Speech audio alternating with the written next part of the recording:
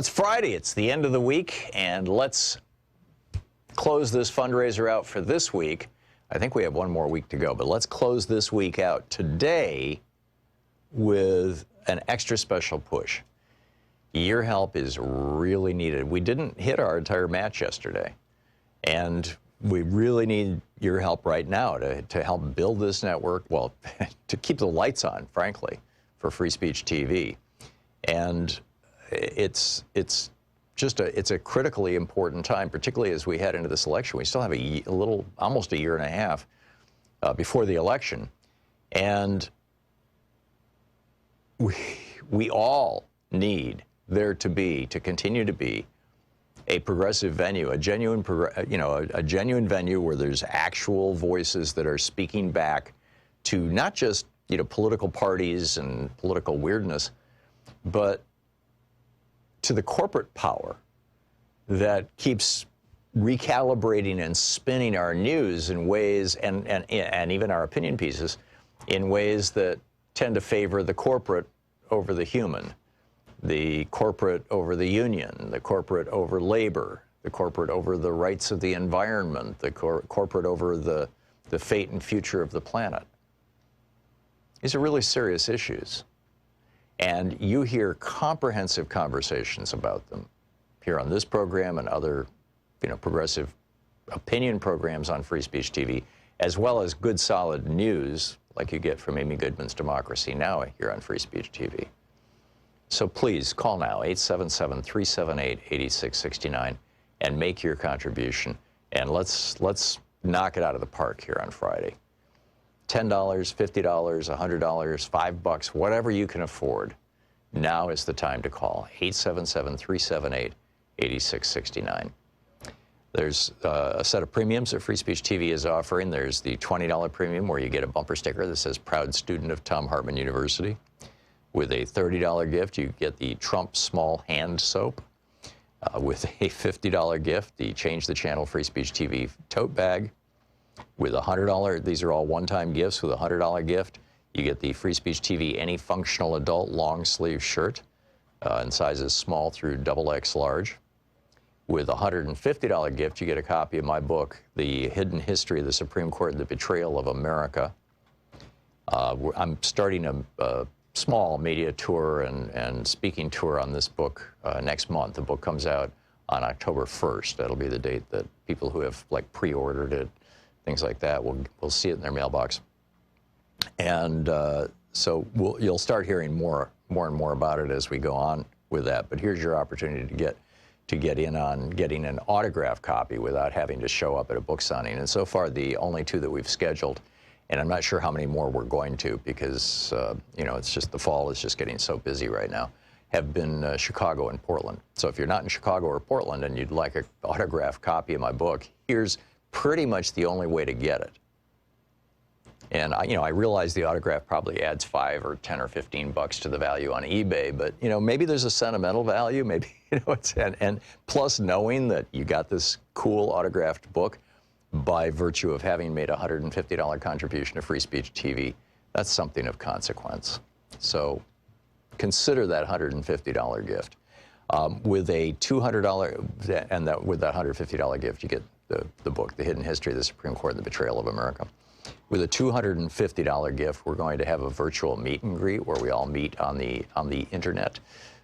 And you'll be able to see me, I'll be able to hear you, and I'll take your questions and answer them as candidly as I can. I mean, it's just, just like we do when people come here to the studio and we go out to lunch, and sometimes I'll say, please don't quote me on this, but here's my opinion.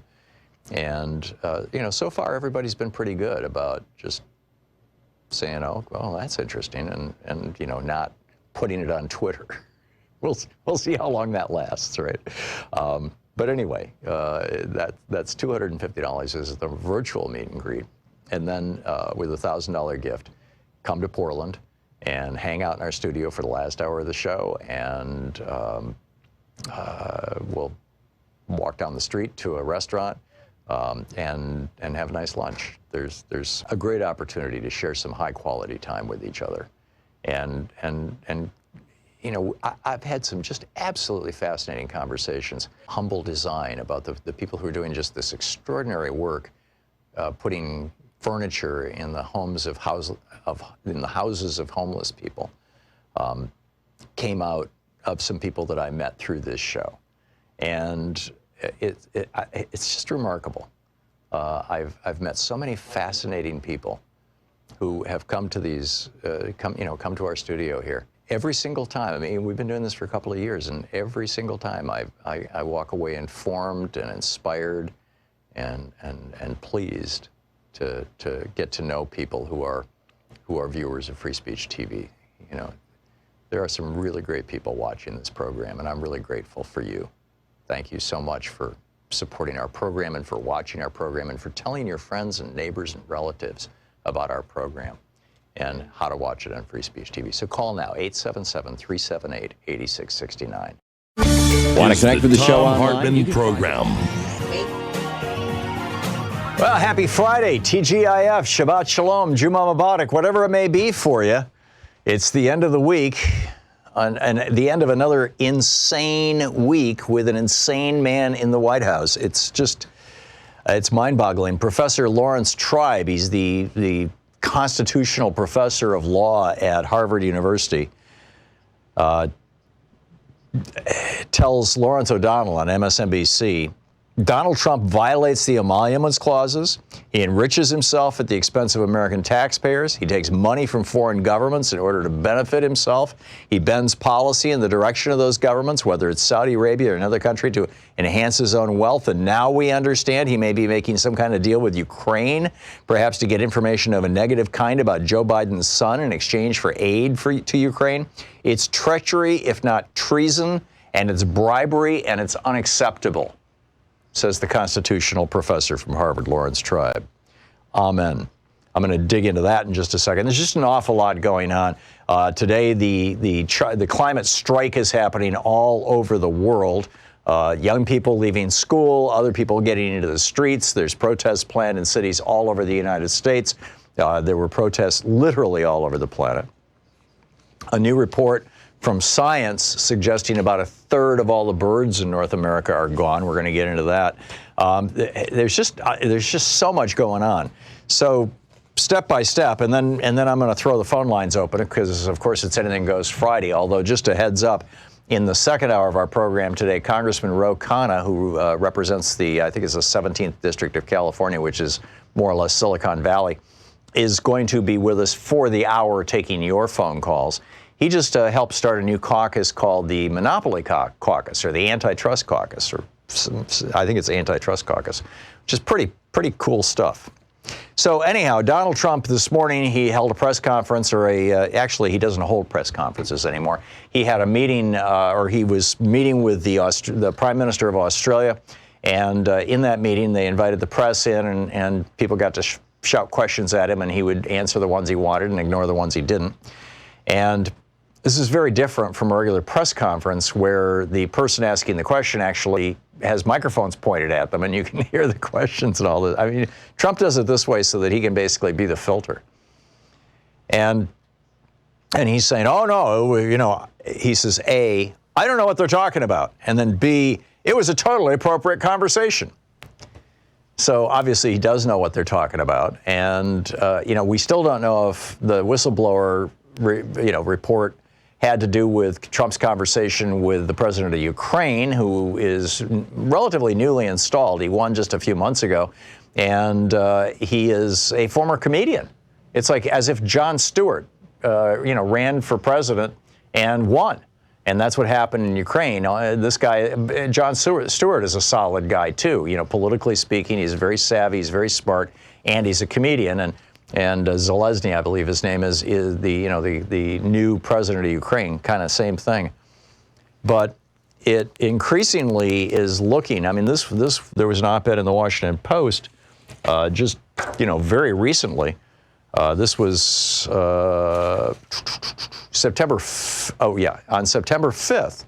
So this was 2 weeks ago, 2.5 weeks ago. The Washington Post's editorial. This was their editorial page. The headline was, "Is Trump strong-arming Volodymyr Zelensky for political gain. And what they said was that Trump had, quote, suspended the delivery of $250 million in U.S. military aid to a country still fighting Russian aggression on its eastern provinces, leading some to suspect that he was once again catering to Vladimir Putin. So now it goes on, and now we discover that, well, apparently it wasn't just that Putin wanted him to do this. Apparently it was that he's trying to get Zelensky to crack open something on Joe Biden. Now, just so you know what this is all about, Joe Biden has a bunch of kids, right? And two of his sons, one of them went to China and made a fortune. One of them went to Ukraine and made a fortune. The guy, Hunter, was the one who went to Ukraine. Rudy Giuliani last night on CNN invoked the one who went to China. The one who went to China put together an investment fund and raised over $1.5 billion.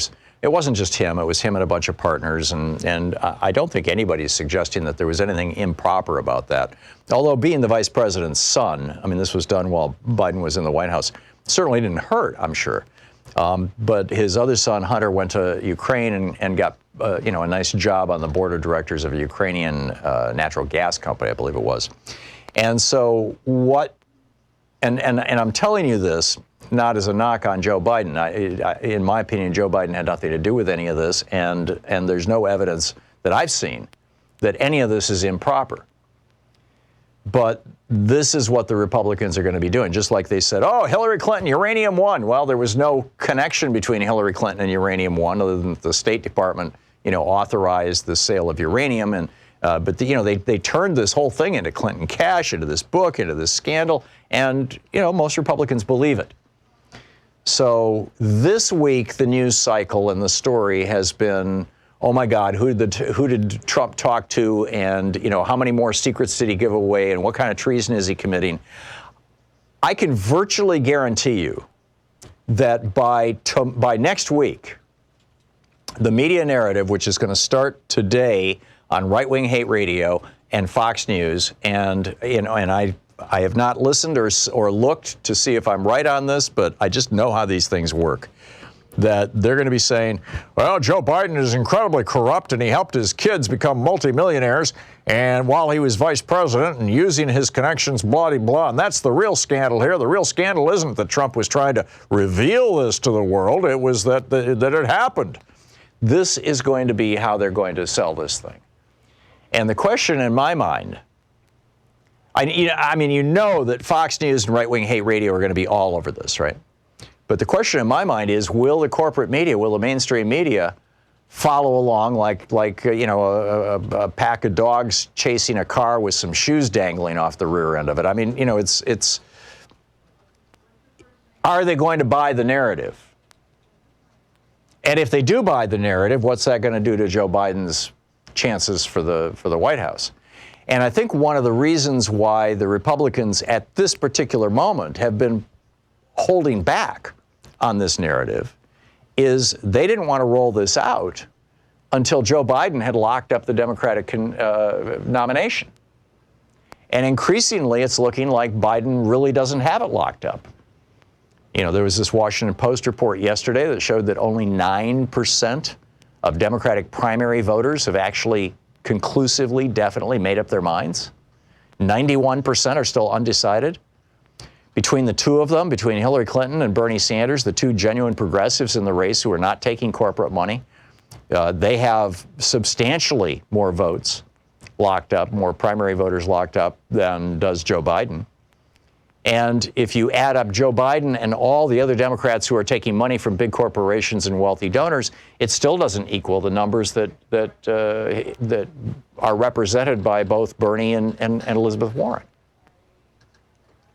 So the White House is probably starting to think, there's a real progressive groundswell here. And it's really, catching hold with Elizabeth Warren and with Bernie Sanders. And then there's a kind of half progressive groundswell that has caught some energy with Kamala Harris and Pete Buttigieg, and I think, frankly, that's maybe Cory Booker or Beto O'Rourke. It doesn't seem to me like, though, any of them are pulling more than 2 or 3% in the polls, other than Kamala Harris and Pete Buttigieg.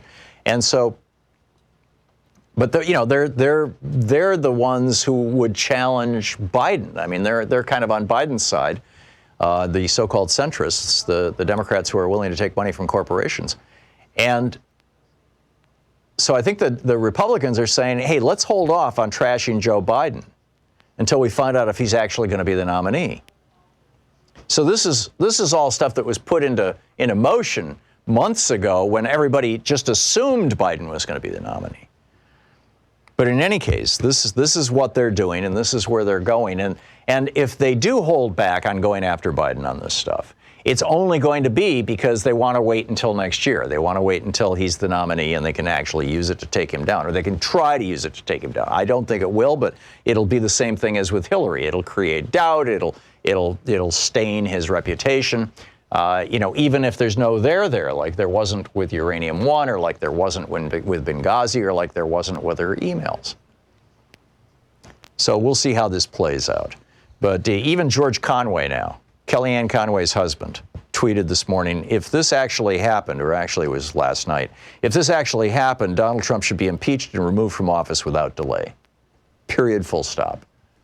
And, this guy's a lawyer and, knows what he's talking about.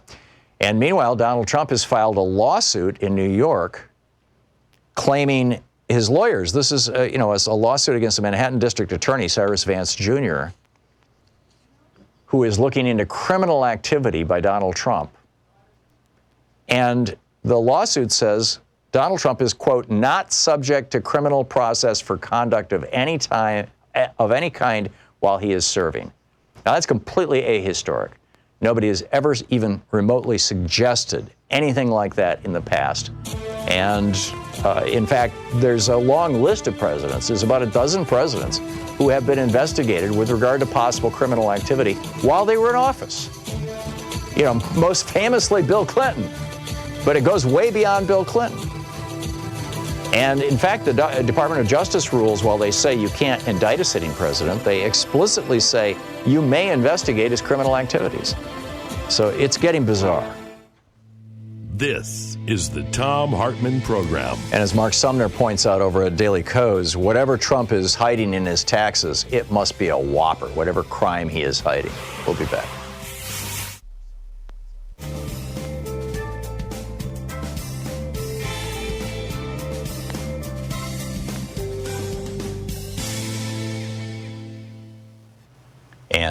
And welcome back. Thom Hartmann here with you. And let's pick up some phone calls here. Diane in Flemington, New Jersey. Hey, Diane, what's on your mind today? Hey, Tom. I have a burning question that maybe you can nail down the answer to. I listen to a lot of progressive radio and talk shows, and I watch the mainstream media. And I don't hear anybody talking about this particular issue. It has to do with Medicare for all, or specifically some of the half-baked plans to have it available but not mandatory. Right. Okay, here's my question. If companies who probably are paying huge sums of money annually to cover their employees with health insurance, mm-hmm.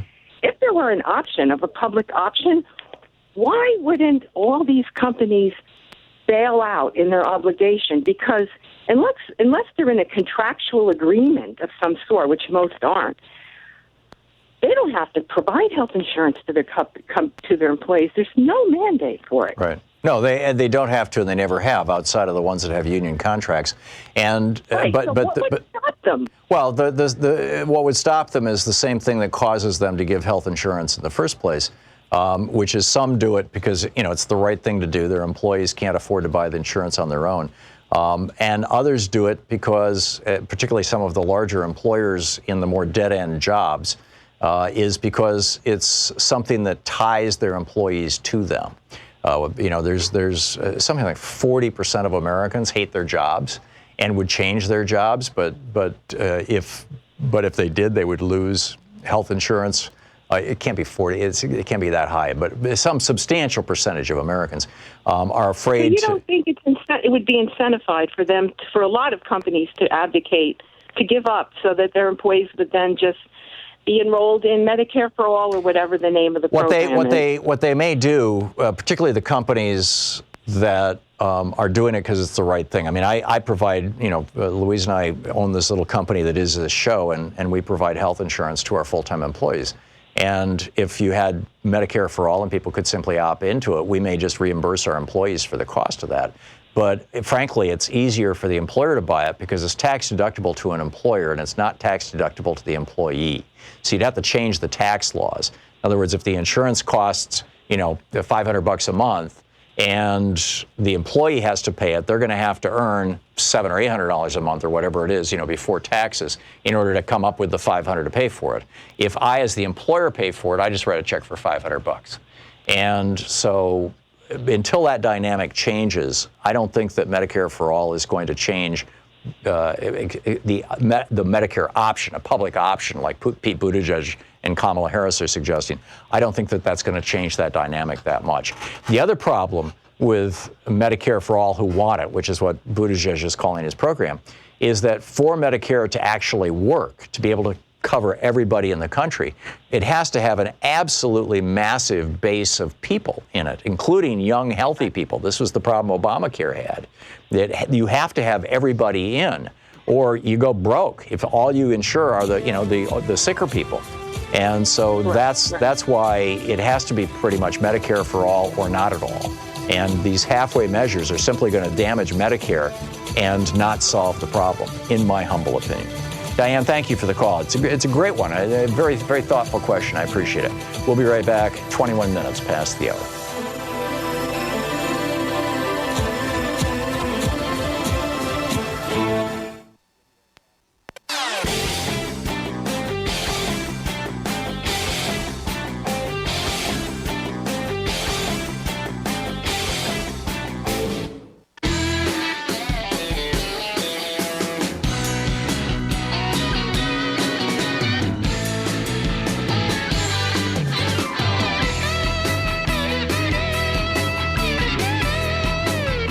So Anything Goes Friday. I did say that there's a bunch of other stuff in the news, and let me just run through some of these things. The crisis with birds. People. The climate strike is happening today. People all over the country are walking out. Students started this, but it has, it's going right across the board. And now this report from Science, or published in Science magazine, the New York Times did a long piece on it, which is absolutely brilliant. And then there's an op-ed today in the New York Times, or an opinion piece, an editorial from the editorial board. Nearly 1/3, they write, nearly 1/3 of the wild birds in the United States and Canada have vanished since 1970. A staggering loss. This is 2.9 billion birds gone over the last 50 years. A quarter of all blue jays, almost half of all Baltimore Orioles. I haven't seen an Oriole in years. Frankly, I haven't seen a blue jay in years. I see scrub jays, which are like really dusty kind of gray blue jays. They live in bushes near the ground, but they're not blue jays. Blue jays live in trees and they're bright blue. Haven't seen any of those in a long time. Study in Germany found that the midsummer decline of 82% in the biomass of flying insects over the past 25 years. 40% of the world's amphibians are in danger of extinction. Stocks of bluefin tuna are down to the last 3% of their historic populations. That is, 97% of them are gone. According to the United Nations this year, 1 million animal and plant species face extinction. That's more than ever before in human history. So grim stuff, and another good reason why the climate march is so important. Obviously, much of this loss of birds has to do with the loss of insects, which has to do with the overuse of pesticides, particularly neonicotinoids, and with people letting cats go free. One cat, will clear all the small birds and the ground living birds within a square mile within a year. I mean, one feral cat or one outdoor cat. If you've got a cat, don't let it outside. But But that's just a small piece of it. Mostly it's habitat loss. It's we're turning wild spaces into city spaces at just a mind-boggling pace. I mean, we've added 1 billion people just in the last 15 years. Another piece in the news here, the Trump administration, this is bizarre. This is Betsy DeVos, the Department of Education, has notified Duke University and the University of North Carolina at Chapel Hill. They both have a program that is titled Middle East Studies. And both of these universities get federal funding, broadly speaking, and they say that, and Betsy DeVos says that because these programs do not, quote, advance the national security interests and economic stability of the United States, end quote,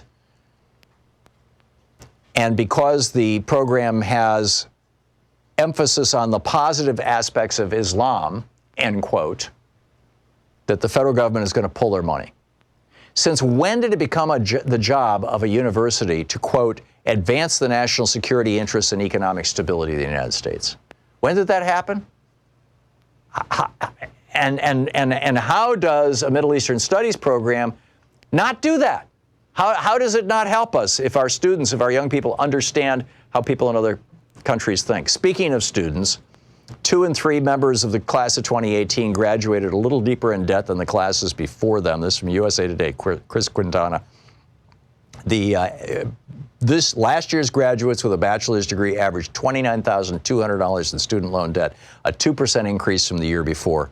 We now have $1.6 trillion in student loan debt in the United States, a problem that does not exist in Canada, does not exist in any European country, does not exist in Mexico, definitely does not exist in Costa Rica, where college is free and healthcare is. This is just like, we're the only country in the world that has obscenely high pharmaceutical prices, literally the only country where prescription drug manufacturers can write their own ticket and the federal government can't even negotiate with them. Another thing that Moscow Mitch knocked down yesterday. And we're the only country in the world where students graduate with debt equal to, more than the down payment on a house, which is why they're not buying houses. This is crazy. And, Elizabeth Warren and Bernie Sanders have plans to do something about this, and I can't wait. We'll be back. It's coming up on 28 minutes past the hour. Pick up your calls after this. You're listening to the Thom Hartmann Program. Call 202-808-9925. It's Anything Goes Friday on the Thom Hartmann Program. And just a reminder, Ro Khanna will be with us, Congressman Ro Khanna, in the second hour.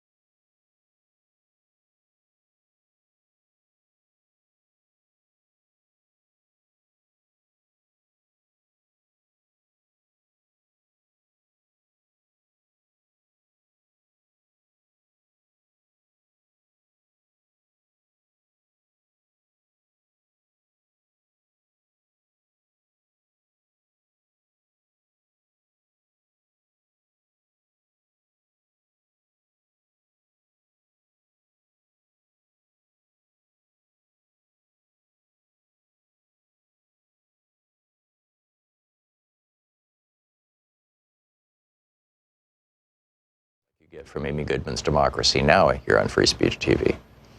So please call now, 877-378-8669, and make your contribution. And let's knock it out of the park here on Friday. $10, $50, $100, $5, whatever you can afford. Now is the time to call. 877-378-8669. There's a set of premiums that Free Speech TV is offering. There's the $20 premium where you get a bumper sticker that says proud student of Thom Hartmann University. With a $30 gift, you get the Trump small hand soap. With a $50 gift, the Change the Channel Free Speech TV tote bag. With a $100, these are all one-time gifts. With a $100 gift, you get the Free Speech TV Any Functional Adult long sleeve shirt in sizes small through XX large. With a $150 gift, you get a copy of my book, The Hidden History of the Supreme Court and the Betrayal of America. I'm starting a small media tour and speaking tour on this book next month. The book comes out on October 1st. That'll be the date that people who have pre-ordered it, things like that, will see it in their mailbox.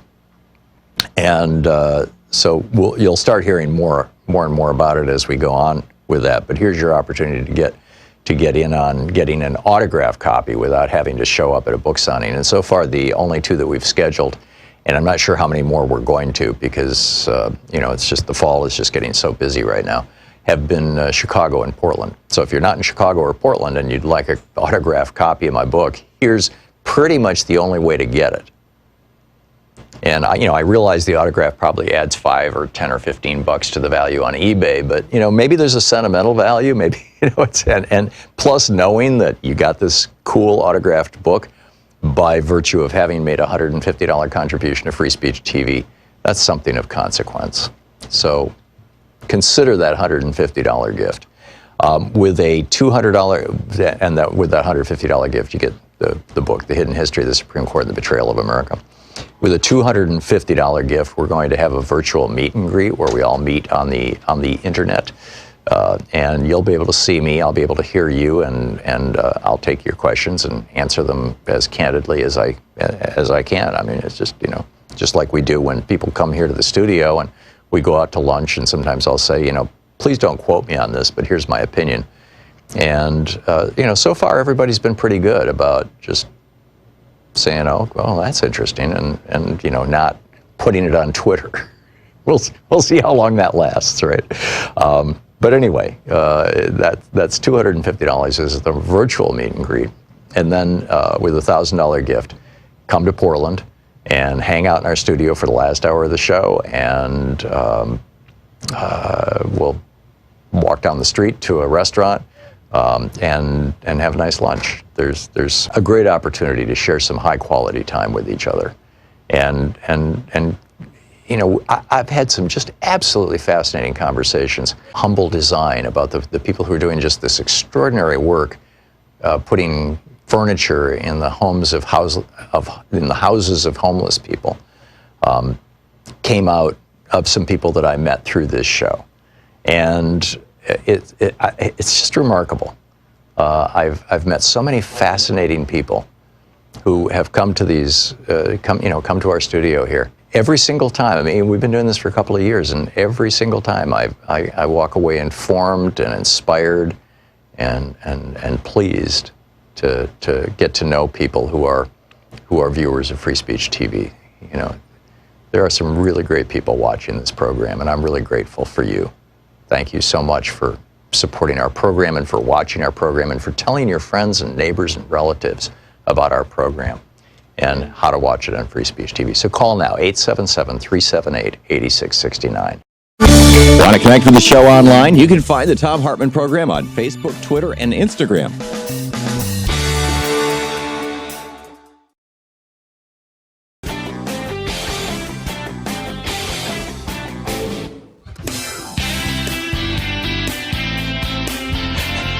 Welcome back. In the background, you can hear this hysteria. Yeah, it's coming out of my computer. I just liked it. It's on Twitter, and it's a little clip where it's like a screen that, I just closed it. I'm sorry, Sean. It's a screen that shows, that looks like it's the Chris Cuomo, Rudy Giuliani interview, and Chris Cuomo's on one side, and you get the chyrons underneath, talking about Giuliani and Ukraine and all that. And then on the other side, instead of Giuliani, it's this little dog going, yep, yep, yep, yep, yep, yep, yep, yep, yep, yep, yep. Yeah, there you go. Okay, anyhow, I promised it would be your calls. Carol in Eagan, Minnesota. Hey, Carol, what's on your mind today?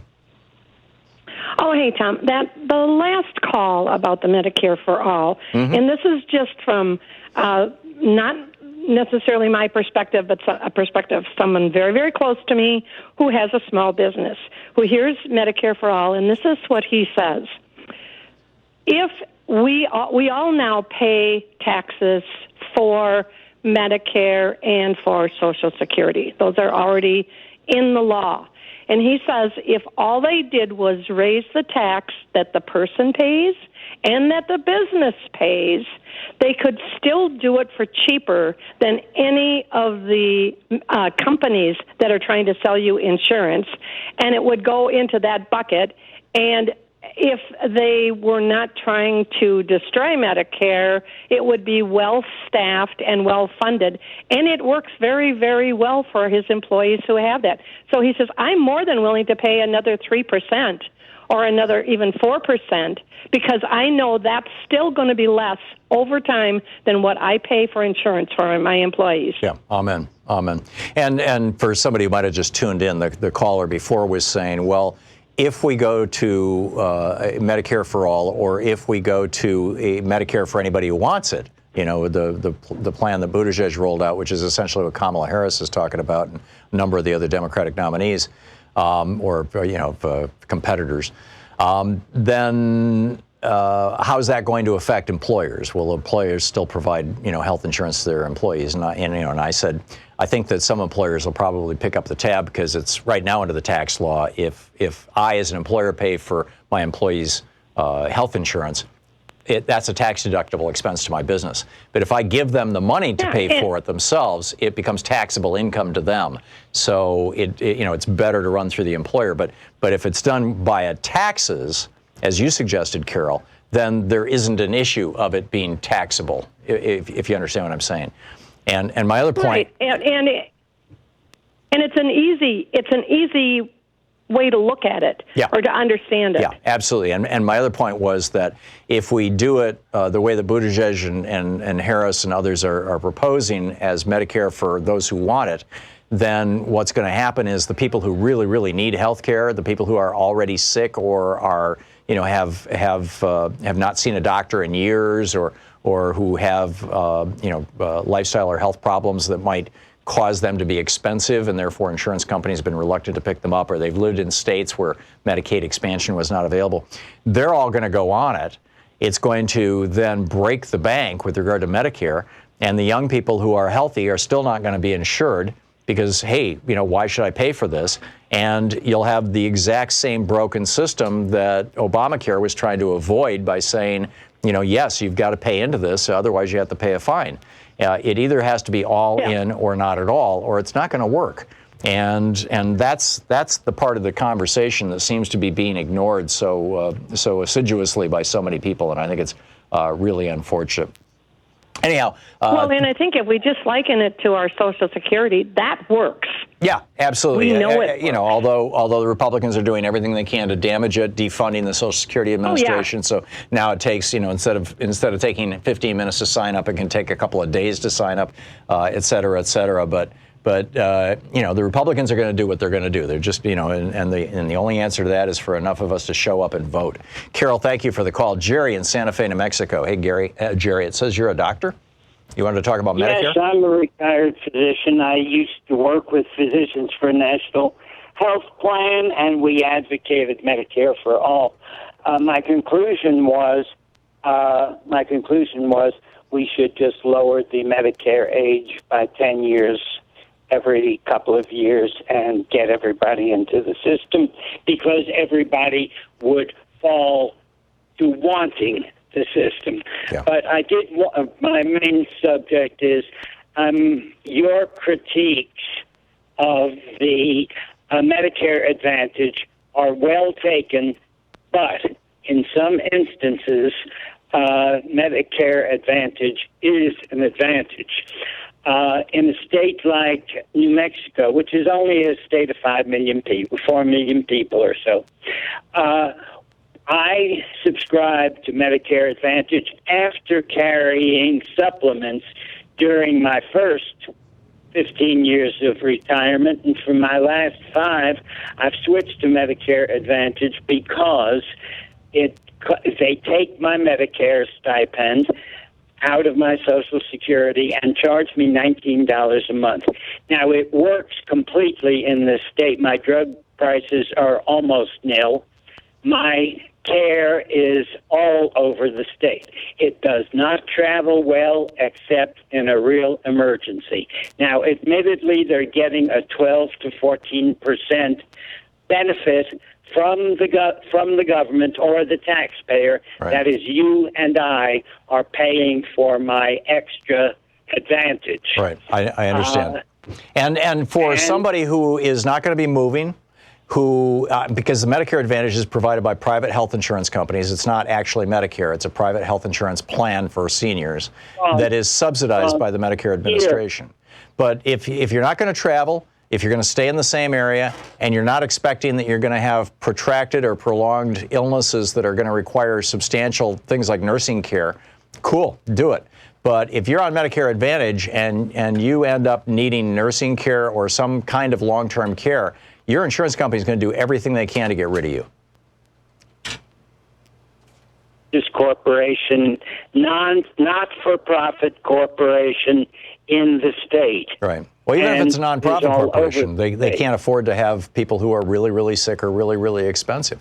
This is the problem we've always had with corporate health insurance. They don't have a large enough pool. Medicare is everybody in the country, or 2/3 of everybody over 65. I agree. It should be extended, but for some clientele, Medicare Advantage run through a nonprofit, large corporate facility like Presbyterian Hospital, which is the biggest company in the state. Right. It is an advantage. So, also for your history's sake, it was started by Reagan in 1984. It did not fly, probably because it was underfunded. It was reintroduced under Bush in 2004, and it was funded, and they did skim the healthier people. Yeah, of course, and that's the thing. I mean, if you get really sick, Jerry, and you've got Medicare Advantage, good luck. And those I'm waiting for those I've seen some of those horror stories pop up. I'm waiting for them to become, more well known now that about 1/3 of people on Medicare have switched over to Medicare Advantage, and it's really whacking Medicare too. But from a purely just looking at my own personal, what's good for me. Particularly if you're younger, that is, 65 to 75 more or less, and healthy, then, there may be some advantages, except that it's damaging Medicare. Jerry, I got to move along, but thank you for your call. Jason in Winter Haven, Florida. Hey, Jason, what's on your mind? Oh, it's so nice to talk to you again, Tom. Yes. I look at what the Founding Fathers said and so forth about violating the Emoluments Clause and so forth. They'd be part of the resistance and so forth against Trump. I agree. What say you about their writing so forth, Professor Hartmann? Yeah, no, I absolutely agree. And in fact, Madison quoted Governor Morris at the writing of the Constitution when they were writing the Emoluments Clause and the Impeachment Clause, saying that any president who this is my paraphrasing, but you can look it up, that any president who was enriching himself as a consequence of being in the White House should be subject to impeachment. That's the kind of high crime and misdemeanor that they were talking about. So spot on. Steve in Park Ridge, Illinois. Hey, Steve, what's on your mind today? Hey, Tom, I'm out in the streets of Chicago right in front of the Student Client March. Oh, how cool. We're getting a live on-the-ground report. Yes. Let me just read a couple signs to your listeners. If you did your job, I'd be in school. Great. If you don't act like adults, we will. Great. Don't be a fossil fool, FOOL. I love it. Activism is education. Now, I'm not going to spend a lot of time other than to say I'm posting pictures at Concerned Citizen, my other Facebook alter ego, and has 32,000 followers. So if anyone's interested in the Chicago, I'll be posting video and live pictures. Not live, you know what I'm saying? Cool. Yeah, but on Facebook for Concerned Citizen is your handle, as it were. Concerned Citizen. Okay. Yes. Got Thank it, you, Tom. Charlie. Good on you, and thank you very much for calling in. Excuse me, Steve. Yeah, Steve. Thank you very much for calling in. Right. Yeah, good to hear from you. Have a good day. Thank you. From Steve to Charlie. Charlie and Paul in New York. Hey, Charlie, what's on your mind today? Hi, Tom. How are you? I'm great. What's up? Real quick, the corporate or mainstream media, whatever they want to call themselves, often do never bring up the fact that when they look at where Biden is, they compare it to Warren and Bernie, and then the rest have small numbers. But nobody ever bothers to say that, well, if you combine Warren and Bernie together, that's what you should really compare. Nobody's ever made that comparison, which is hard to believe because they are. Well, I make that comparison regularly, Charlie. I mean, No. I knew that's not what I'm saying, Tom. Of course, hey, your news is totally. I'm saying the corporate media's afraid. They're really more afraid of Bernie than they are. I think they're afraid of both of them, and they do not want to promote a genuine progressive message, particularly one that might involve breaking up big media monopolies. Right, absolutely, and they know the corporate. But you'll recall when Howard Dean suggested that to Chris Matthews, 4 or 5 days later, they had the Dean scream, and they took him down, and that was entirely created by the media. Yeah, there you go. But one other thing I want to mention, and this is something that I'm a Bernie supporter, but if Warren gets the nomination, I'm certainly going to support her and vote for her. But this is the thing that disturbs me. I think Bernie might have been president had Elizabeth not done what she knew was ethically right and supported Bernie when he was running for office. And she did not. You mean in the primary? And yeah. Yes. Well, and a lot of Bernie, I think she was really torn. I mean, she had. Well, I don't know. I don't want to relitigate 2016, Charlie. I just don't see any value in that, and I don't think that that's disqualifying for Elizabeth Warren at all. But anyhow, Charlie, thank you for the call. It's 47 minutes past the hour. You're listening to Thom Hartmann. Visit ThomHartmann.com for audio and video archives. Thom Hartmann here with you, fair and only slightly unbalanced. We'll be back with more of your calls on Anything Goes Friday right after this.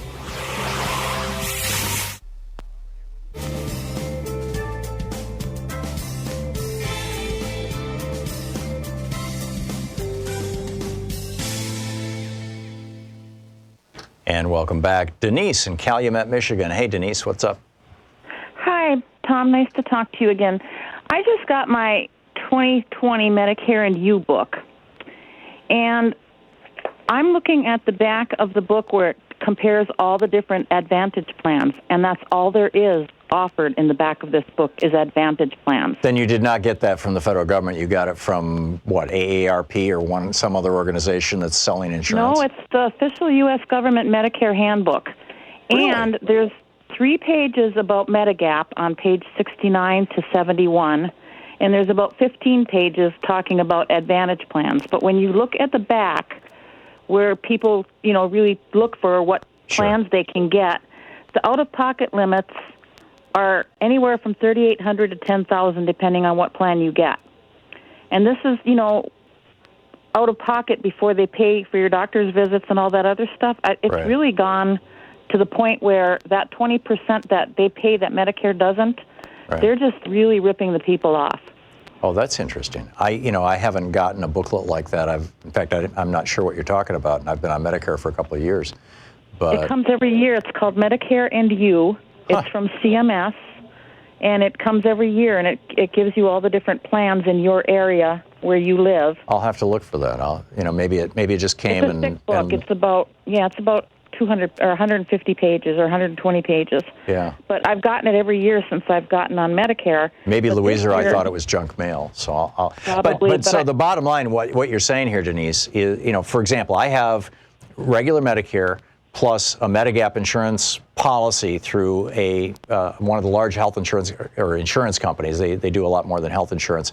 That is not United Healthcare. I refuse to give a penny to that company after they ripped us off so terribly for years, and just I cringe at the thought of them, and which is also the reason why I will not join AARP, because they've just become shills for United Healthcare. But in any case, I go to the doctor. I don't pay a penny. I go to the I went to the hospital. I didn't pay a penny. I think my total out of pocket over the course of a year, and I've had 2 surgeries since I went on Medicare, and my total out of pocket has been maybe a few $100s a year, and it's been mostly for pharmaceuticals. So, but what you're saying is that on the Medicare Advantage plans, just like with just like with for-profit and nonprofit corporate health insurance, that they actually don't cover the first $3,000 or up to $10,000 out of pocket. So you've got to pay when you go to the doctor. Is that what you're saying, Denise? That's what it looks like. It says out-of-pocket limits. Huh. And the lowest one is $3,000. $3,800, and the highest one is $10,000. Wow. Amazing. And, the thing is I used to be able to find my plans in here because I'm on a Medigap supplement, too, with Blue Cross in Michigan. But they don't have any Medigap plans listed here, just the 3 little pages that they talk about it on page 69. So people don't know when they're looking through this that they can actually, I think they're trying to mislead the people into getting all Medicare Advantage plans. Well, this is coming out of the Trump administration. Exactly. Surprise, surprise. Yep, and I'm comparing it to 2 books from 2018 and 2019. Yeah, and there's a big change this year. And I'll tell you what their plan is once they've got a critical mass of people, they've already got about 1/3 of seniors now on Medicare Advantage. Once they've got half of seniors on Medicare Advantage, Medicare is going to start being seriously crippled. And once they take down Medicare, all the seniors are going to be back on private health insurance, and then they're really going to start screwing with us. Denise, thank you for the call. I appreciate it. Amazing. We'll be back.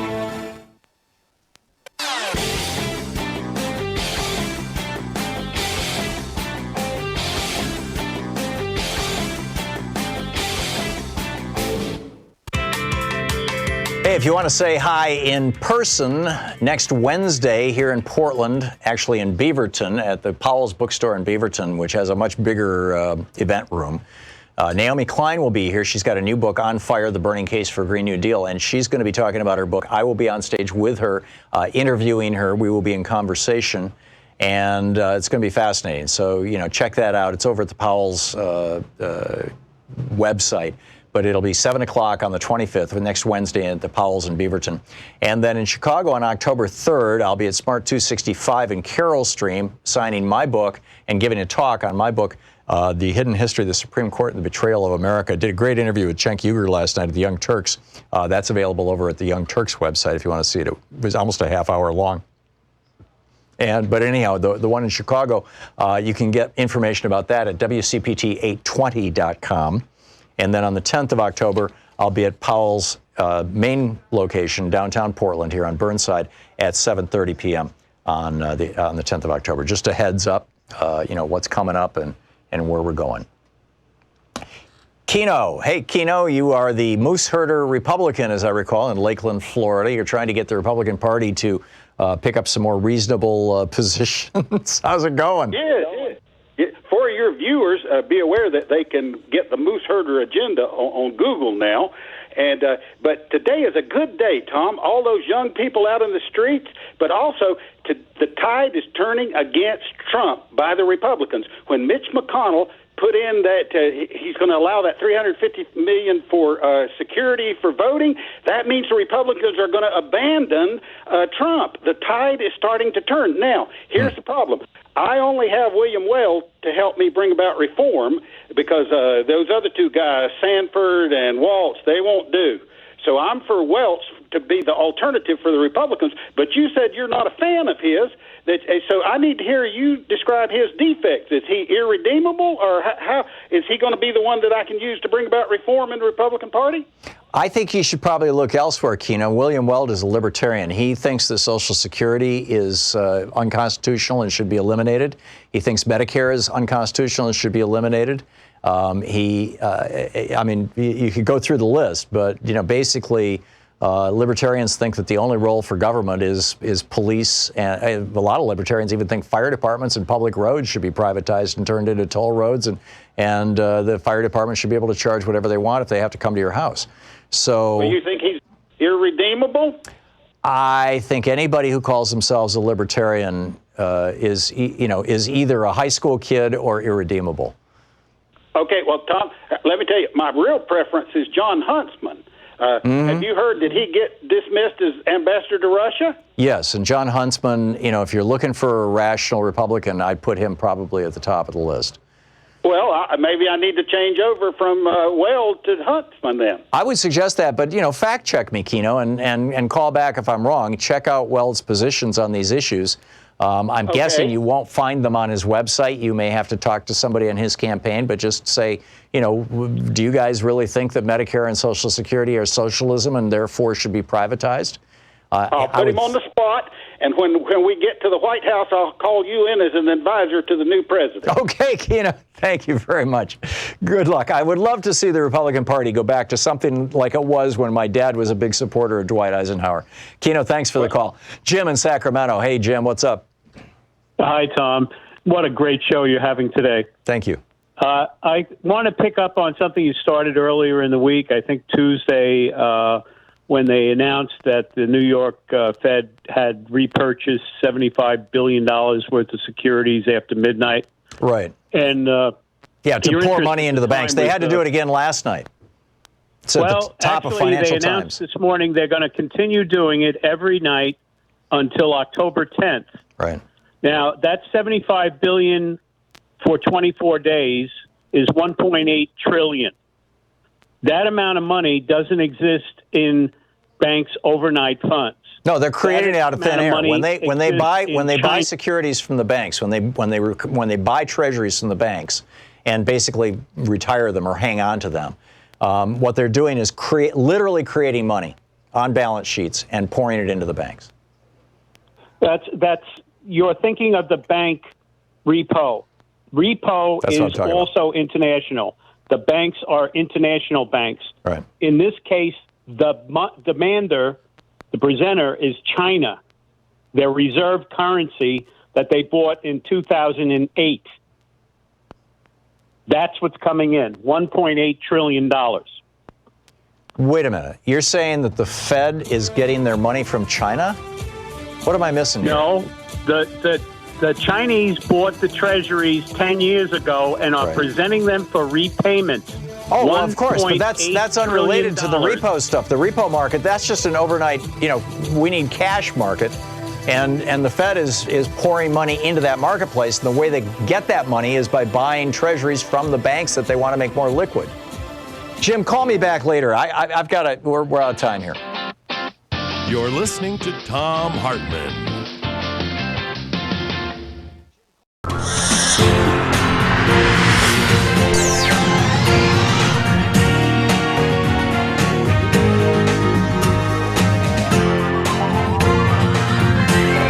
We say fight back!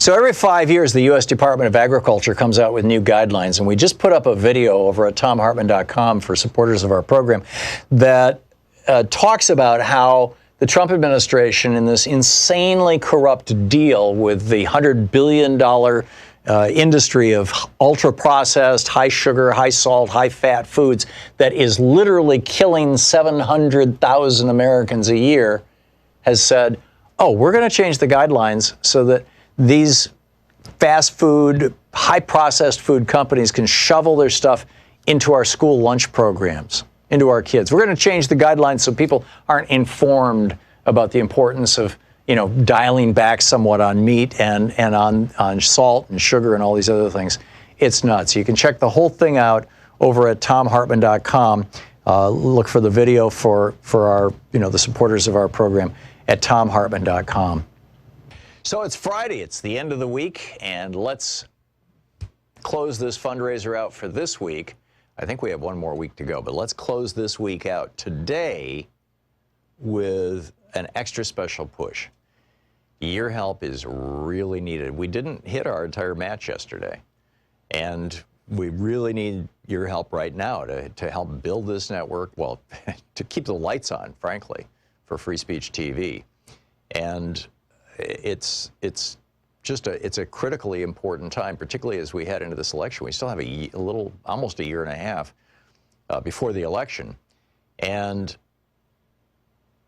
we all need there to continue to be a progressive venue, a genuine venue where there's actual voices that are speaking back to not just, political parties and political weirdness, but to the corporate power that keeps recalibrating and spinning our news in ways, and even our opinion pieces, in ways that tend to favor the corporate over the human, the corporate over the union, the corporate over labor, the corporate over the rights of the environment, the corporate over the fate and future of the planet.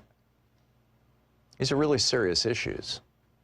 And you hear comprehensive conversations about them here on this program and other, progressive opinion programs on Free Speech TV, as well as good, solid news like you get from Amy Goodman's Democracy Now! Here on Free Speech TV. So please call now, 877-378-8669, and make your contribution. And let's knock it out of the park here on Friday. $10, $50, $100, $5, whatever you can afford. Now is the time to call, 877-378-8669. There's a set of premiums that Free Speech TV is offering. There's the $20 premium where you get a bumper sticker that says Proud Student of Thom Hartmann University. With a $30 gift, you get the Trump Small Hand Soap. With a $50 gift, the Change the Channel Free Speech TV tote bag. With a $100, these are all one-time gifts. With a $100 gift, you get the Free Speech TV Any Functional Adult Long Sleeve Shirt in sizes small through XXL large. With a $150 gift, you get a copy of my book, The Hidden History of the Supreme Court and the Betrayal of America. I'm starting a small media tour and speaking tour on this book next month. The book comes out on October 1st. That'll be the date that people who have pre-ordered it, things like that, will see it in their mailbox. And so you'll start hearing more and more about it as we go on with that. But here's your opportunity to get in on getting an autographed copy without having to show up at a book signing. And so far, the only two that we've scheduled, and I'm not sure how many more we're going to because, it's just the fall is just getting so busy right now, have been Chicago and Portland. So if you're not in Chicago or Portland and you'd like an autographed copy of my book, here's pretty much the only way to get it. And I realize the autograph probably adds $5 or $10 or $15 to the value on eBay, but maybe there's a sentimental value, maybe it's and plus knowing that you got this cool autographed book by virtue of having made a $150 contribution to Free Speech TV, that's something of consequence. So consider that $150 gift. With a $200, and with that $150 gift, you get the book, The Hidden History of the Supreme Court and the Betrayal of America. With a $250 gift, we're going to have a virtual meet and greet where we all meet on the internet. And you'll be able to see me, I'll be able to hear you, and I'll take your questions and answer them as candidly as I can. I mean, it's just, just like we do when people come here to the studio and we go out to lunch, and sometimes I'll say, please don't quote me on this, but here's my opinion. And, so far everybody's been pretty good about just saying, oh, well, that's interesting, and not putting it on Twitter. We'll see how long that lasts, right? But anyway, that's $250 is the virtual meet and greet. And then with a $1,000 gift, come to Portland and hang out in our studio for the last hour of the show and we'll walk down the street to a restaurant and have a nice lunch. There's a great opportunity to share some high quality time with each other, and you know, I've had some just absolutely fascinating conversations. Humble Design, about the people who are doing just this extraordinary work, putting furniture in the homes of in the houses of homeless people, came out of some people that I met through this show, and it's just remarkable. I've met so many fascinating people who have come to these, come to our studio here. Every single time, I mean, we've been doing this for a couple of years, and every single time I walk away informed and inspired and pleased to get to know people who are viewers of Free Speech TV. You know, there are some really great people watching this program, and I'm really grateful for you. Thank you so much for supporting our program and for watching our program and for telling your friends and neighbors and relatives about our program and how to watch it on Free Speech TV. So call now, 877-378-8669. Want to connect with the show online? You can find the Thom Hartmann Program on Facebook, Twitter, and Instagram.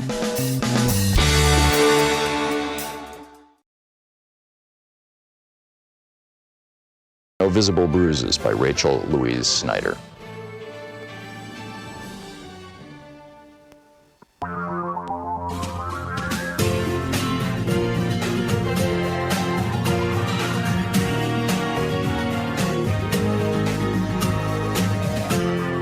This is the Thom Hartmann Program. And welcome back. We got a special treat for you on Anything Goes Friday here, a full hour with Congressman Ro Khanna taking your calls. He represents the 17th District of California, the Silicon Valley area. His website is Khanna, KHANNA.house.gov. You can tweet him at Rep. Ro, R-O, Khanna. And he is also the vice chair of the Congressional Progressive Caucus, the number 2 big cheese in the progressive world in Washington, D.C. Congressman Khanna, it's great having you with us. What's going on in D.C. right now that's got your attention? Well, Tom, we just had a meeting this morning with Adam Smith, the chair of Armed Services. We're very concerned about the escalation of a potential war in Iran. The president has heated up the rhetoric. And an amendment passed, my amendment through the House, to stop any funding for any war in Iran. And the progressives are pushing to make sure that this language is included in the final defense authorization bill so that we can make sure this president doesn't get us into another war. And we've also been very focused on trying to get something done for gun violence. I just had a meeting this morning with the father of someone, a 15-year-old who died because of gun shooting, who died because the gun was not properly secured, and he was on the Hill pushing for Ethan's Law, which would require proper storage of firearms, something that seems so common sense, and we're trying everything we can to get something done to deal with the gun violence epidemic. Yeah, good. It sounds like great stuff. Shall we pick up phone calls? Sounds great, Tom. Okay, let's go for it. Jim in Denver, Colorado. You're on the air with Congressman Khanna. Jim? Yes, sir, Jim. Yes. You're on the air. Hi. Thank you for taking my call, Tom, and happy Friday. And to Congressman Khanna. My concern is about the funding for the Medicare for All. I think it only has to be one way. It has to be a payroll tax on all income. If they want to have that carve out between $250 or $130 and $250 so we don't lose all the suburban votes, I could see that. But it has to go all the way up. Remember what you were saying on TV earlier this week about how little it is that, you know, if I make $1 billion, the amount of money I pay in for Social Security and Medicare is, you know, a fraction of a percent, and that's just not fair. Well, I think that's just Social Security, but let's get the congressman's response. Well, Jim, first of all, it's important to realize that Medicare for All will be like a tax cut for most middle-class Americans. They will no longer be paying the thousands and thousands of dollars to private insurance that they currently have to pay. Secondly, you don't have to raise taxes on the middle class. You can actually exempt, for example, households making under $125,000. That's 84% of American households. Then how do you raise the revenue? You raise it with progressive taxation. Have employers pay a part of the premium tax, have corporations that are going to make $9 trillion of profits in 2019 pay part of the tax, and have wealthy individuals pay part of the tax. So progressive taxation can play for Medicare for all, and most middle-class families will get a tax cut or save money. Kathy in Etna, Wyoming, you're on the air with Congressman Khanna. Congressman, what I'm about to tell you, I think, is probably happening to other people in the United States. My husband had stage 3 colon cancer, and he was kicked off his insurance through his business. So he got private insurance, and the price kept going up and up and up. So finally we got on the ACA last year for a family. So when I filed my taxes this year, based on our estimate of $72,000, but my husband had some overtime, so we made $79,000. I've got a bill now from the IRS telling us we owe them $37,000 for the subsidy that they said that they approved on $72,000. What do you think about that? Wow. Well, Kathy, that's outrageous. First of all, my heart goes out to you and your husband, and I know it's difficult to deal with these health crises, and you shouldn't have to worry about your bills or where you're going to get funding when you're having to deal with a life-threatening disease. And that's why we need Medicare for all, so that every person would have health care. You don't have to rely on subsidies and payments. You would be covered, and you wouldn't have any out-of-pocket costs. But in the meantime, if you write to my office, I'll put you in touch with your congressperson, because there's no reason that the IRS should be taxing you for subsidies that you've gotten under the Affordable Care Act. That's wrong, and we will do what we can with your member of Congress to see if we can talk to the IRS. And the website for feedback to you is khanna.house.gov, KHANNA. Khanna.house.gov, and then if you put where you're from, we will have to refer it to your member of Congress, which we will do, and make sure that they're aware they can help you with the IRS. Okay. Vic in Indianapolis, you're on the air with Congressman Khanna. Hello, yes, Vic, Indianapolis, first-time caller. Rep. Khanna, my question is, does the Democratic Party have a platform where to reach progressive evangelicals? Like with regular evangelicals, their movement is very strong, and they are behind Trump 100%, but there's a small group of progressive evangelicals who worry about climate change, healthcare, taking care of the needy, and all that. Is there something to do that, or I'll get my answer off the air? That'd be a good idea. Thank you, Vic. Vic, it's a great point, and we need more people like you who speak about why progressive values are consistent with principles of faith. I mean, if you are a person of faith, you care about respecting the planet and respecting our environment. If you're a person of faith, you care about treating the stranger with basic respect and kindness. You care about the poor and treating them with dignity. And there's no reason that we should cede the argument that the conservative agenda is somehow more consistent with the values of many faiths. And so I do think that the Democrats have to do a better job of talking about faith and making the case that our platform on the environment, on health care, on education is consistent with a lot of faith-based voters. George in Enterprise, Alabama, you're on the air with Congressman Ro Khanna. I'm going in a different direction. Mine is about impeachment, and is one of the reasons Nancy Pelosi might be reluctant is it's a conflict of interest for her because she's number 3 to be president if president is gone and the vice president resigns. Wouldn't that have been a concern for Al Gore for Newt Gingrich back during the Clinton impeachment, Congressman? It would have, and if anything, Speaker Pelosi has been the most restrained, the most methodical.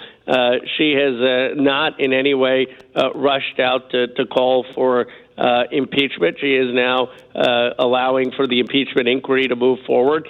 But she has been very clear that we have a constitutional duty to go where the facts lead us. I assure you, I've known Speaker Pelosi for 20 years. She has absolutely no interest in being President of the United States. She loves being Speaker of the House. What she's going to do is based on what she sees as right and her obligation.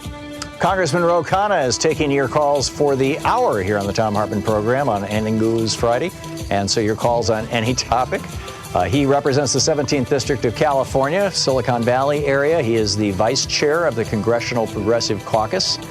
His website, Khanna, KHANNA.house.gov. And you can tweet him at Rep. Ro, R-O, Khanna.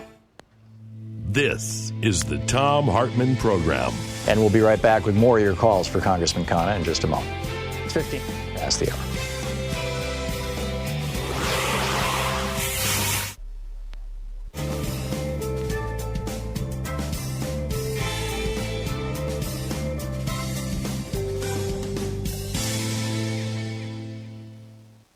And welcome back. Joe in Cupertino, California. You are on the air with your Congressman Khanna. Kudos, Tom. I wanted to thank you for the best show on television. It's amazing. Anyway, Congressman Khanna, I wanted to say about home here. We had an incident in Sunnyvale yesterday with a child 17 years old, bringing a gun. Apparently was arrested at San Jose State University, made some threats, almost set down, the whole school district. I wanted to see your reaction to that Sandy Hook video. I saw that and watched it with my kids the other day. It was very thought-provoking. I understand that you're strongly an advocate for gun safety regulation, but I wanted to suggest to you that there are, through this video, many holes, children that are slipping through the cracks that we see in our community, but we don't act on. And I don't want to sound like I'm snooping, but I think if we're proactive, we might be able to eliminate some of the in-school violence that teachers, counselors, principals, parents, children are aware of, but yet we don't act on it, and how we can do a better job protecting our kids rather than providing them with backpacks that are bulletproof. And, I'll take my answer off the air, but you understand where I'm coming from, right?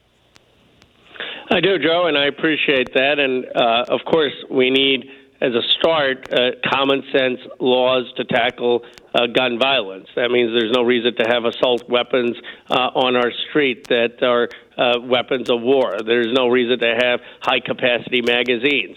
We need laws to have safe storage of guns so that guns aren't being misused the way they were in the Sandy Hook case, where the guns weren't properly locked up. And we need to have background checks so guns aren't getting in the hands of criminals. But you're right that that's not the whole solution. We also have to look at the well-being, emotional and mental health of young people and students, and make sure we have that holistic intervention against bullying, against types of violence at a young age, and intervention so that our focus isn't just people's academic success, but their total well-being. And I think that's critical. Congressman, we just have about a minute till we're going to hit a break. There is, one of the issues that he brought up reminds me of the fact that the Republican response to violence in our schools, whether it's gun violence or whether it's, even bullying, is to put police in schools. And particularly at low-income schools, what this has ended up causing is what's sometimes referred to as the school-to-prison pipeline, where kids are arrested for things that they used to sit in the principal's office for a half hour. And what are your thoughts on how we should best be dealing with that? We've been cutting the number of counselors, we've been cutting the number of school nurses and replacing them with cops. Well, it's totally short-sighted. I mean, what we need is more counselors, more nurses, more educators, more community leaders to talk about developing in a healthy way. And we have a mass incarceration epidemic in this country. We're incarcerating too many people for small offenses, and once someone has an arrest record, it almost destroys their entire life and puts them in the margins of society and makes them both a greater threat to their own families and to society. So we need to come to terms with the fact that this mass incarceration hasn't worked. Yeah, and we don't want to be, saddling these kids, 10-year-olds for life with these kind of things. Amen.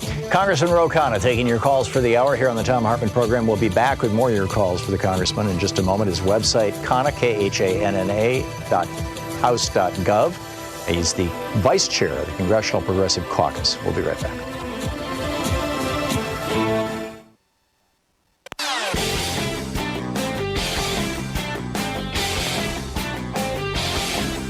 So every 5 years, the U.S. Department of Agriculture comes out with new guidelines, and we just put up a video over at thomhartmann.com for supporters of our program that talks about how the Trump administration, in this insanely corrupt deal with the $100 billion industry of ultra-processed, high-sugar, high-salt, high-fat foods that is literally killing 700,000 Americans a year, has said, oh, we're going to change the guidelines so that these fast food, high-processed food companies can shovel their stuff into our school lunch programs, into our kids. We're going to change the guidelines so people aren't informed about the importance of, dialing back somewhat on meat and on salt and sugar and all these other things. It's nuts. You can check the whole thing out over at thomhartmann.com. Look for the video for our, the supporters of our program at thomhartmann.com. Want to connect with the show online? You can find the Thom Hartmann Program on Facebook, Twitter, and Instagram.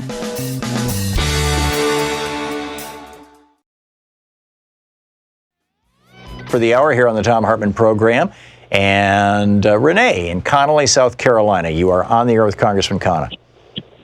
Hello, Congressman. I would like to know who governs concerning, and I might be saying it improperly, but who governs for the fraud and the abuse of the overpayment or charges that they are charging the patient and the insurance companies. I am a caregiver for my husband, a disabled veteran.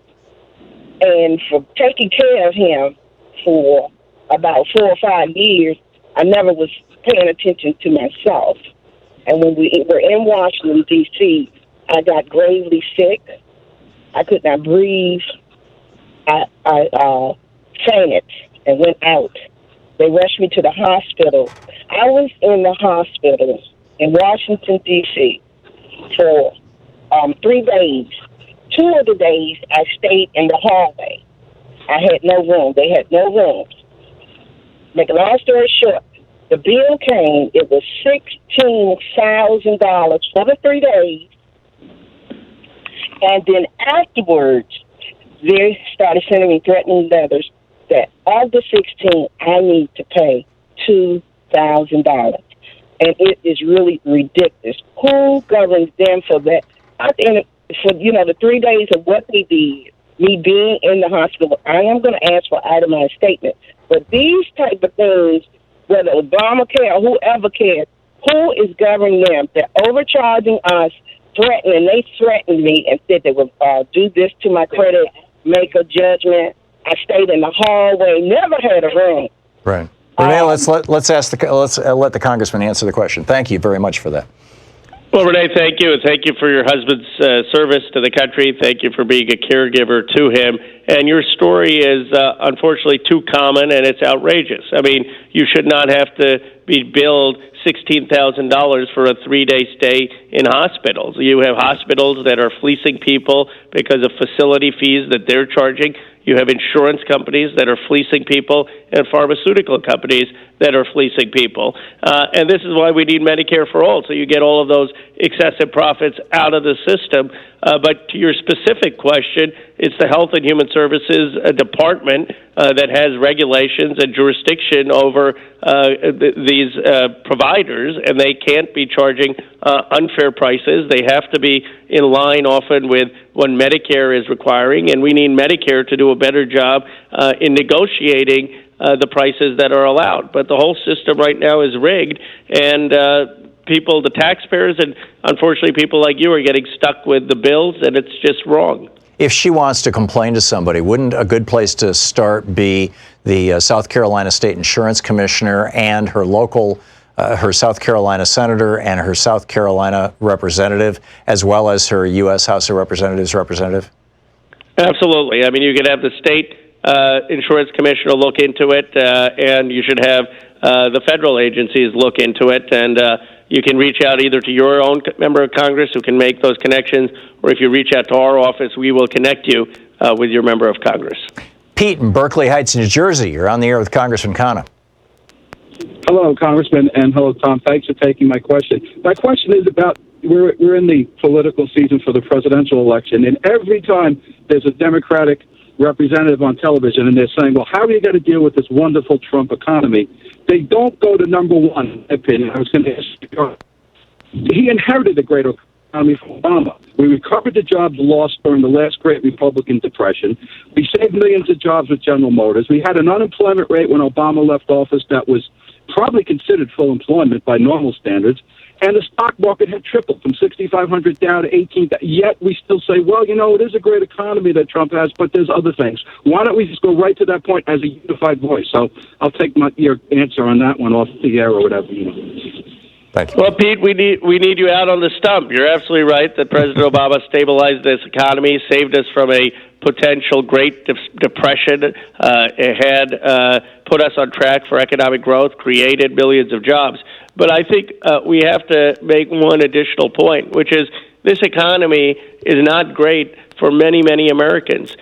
70 million Americans in this country, 70 million American families make under $75,000 a year. That's almost two-thirds of the country, 220 million Americans. For the last 40 years, they have not gotten a meaningful pay increase. And the cost of living has gone up, cost of education, cost of health care. Their salaries have been relatively stagnant.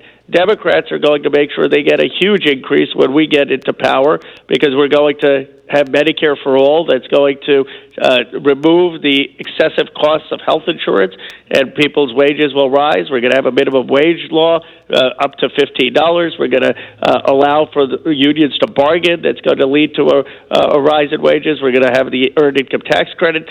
So we're going to focus on the working class and middle class who are not doing well in this Trump economy. Congressman, we just have 30 seconds, so we're going to hit a hard break here. Your thoughts on Medicare for all versus Medicare for everybody, or anybody who wants it, excuse me. Well, Medicare for all is the correct way to go. I mean, that's what Daniel Moynihan and Lyndon Johnson said, because if you have Medicare for anybody who wants it, what are you going to have? You're going to have the healthiest people and the richest people go and buy insurance, and everyone who has some pre-existing condition or some illness is going to be out of luck and have to pay huge premiums. What we need to do is have the same system we have for seniors. In seniors, everyone is enrolled, and everyone gets it. If you really want supplemental insurance, you can go get it. And all we're saying is that should be the case for everyone in this country. There you go. Congressman Ro Khanna is with us for the hour, taking your calls. It's the Thom Hartmann Program. Congressman Khanna is the vice chair of the Congressional Progressive Caucus, khanna.house.gov. You're listening to the Thom Hartmann Program. Call 202-808-9925. And you can tweet him at Rep. Ro Khanna. We'll be right back.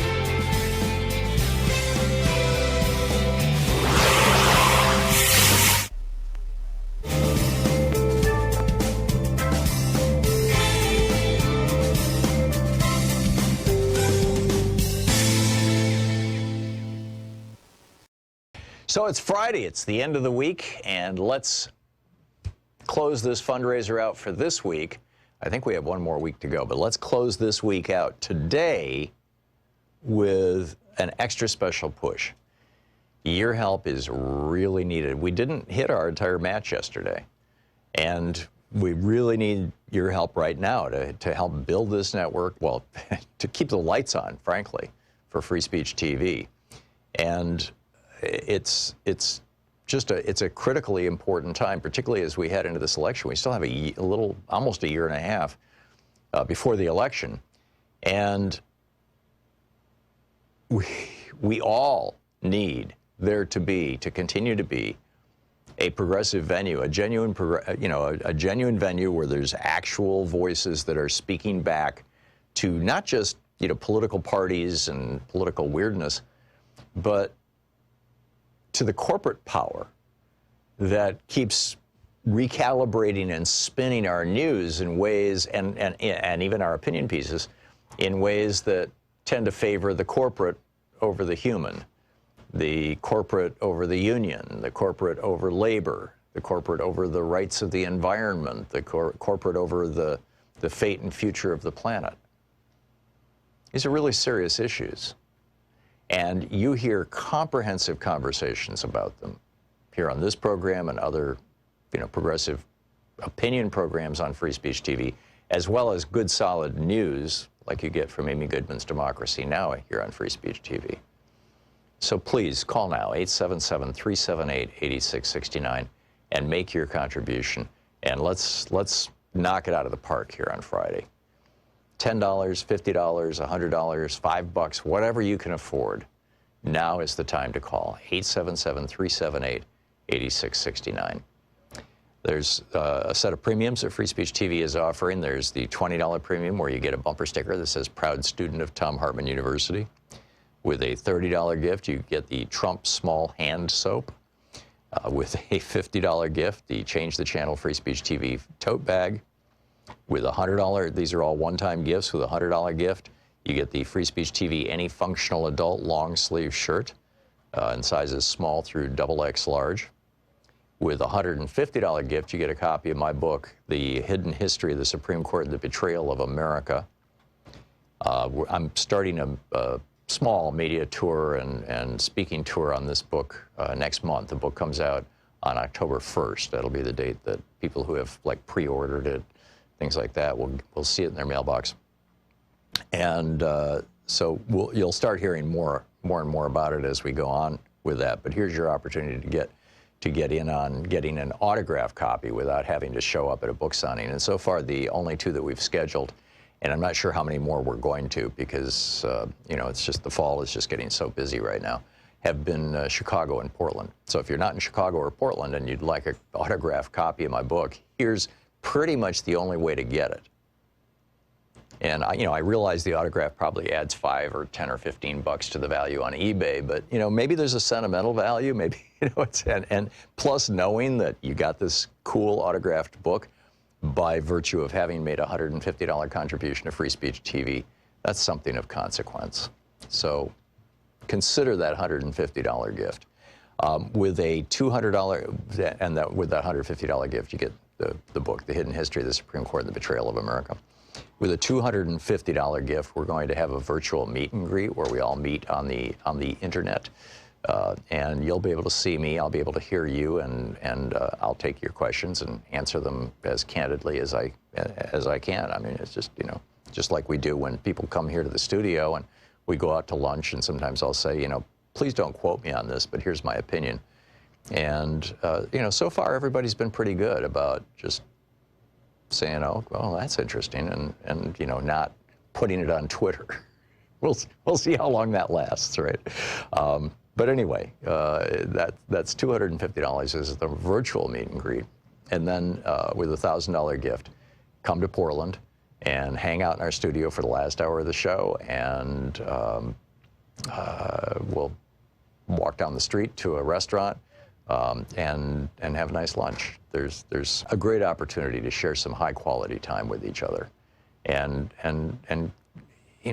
I've had some just absolutely fascinating conversations. Humble Design, about the people who are doing just this extraordinary work, putting furniture in the homes in the houses of homeless people, came out of some people that I met through this show, and it's just remarkable.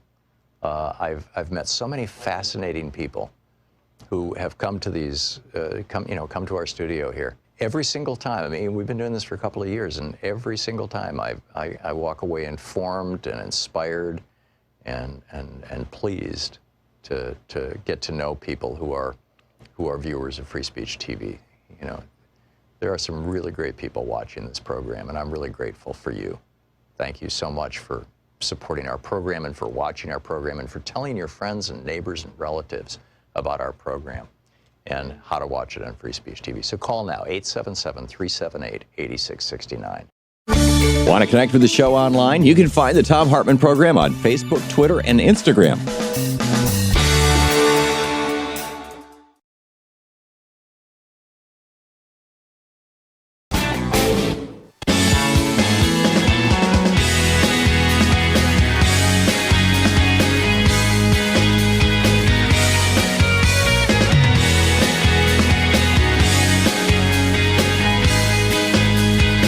Welcome back. Congressman Ro Khanna taking your calls for the hour.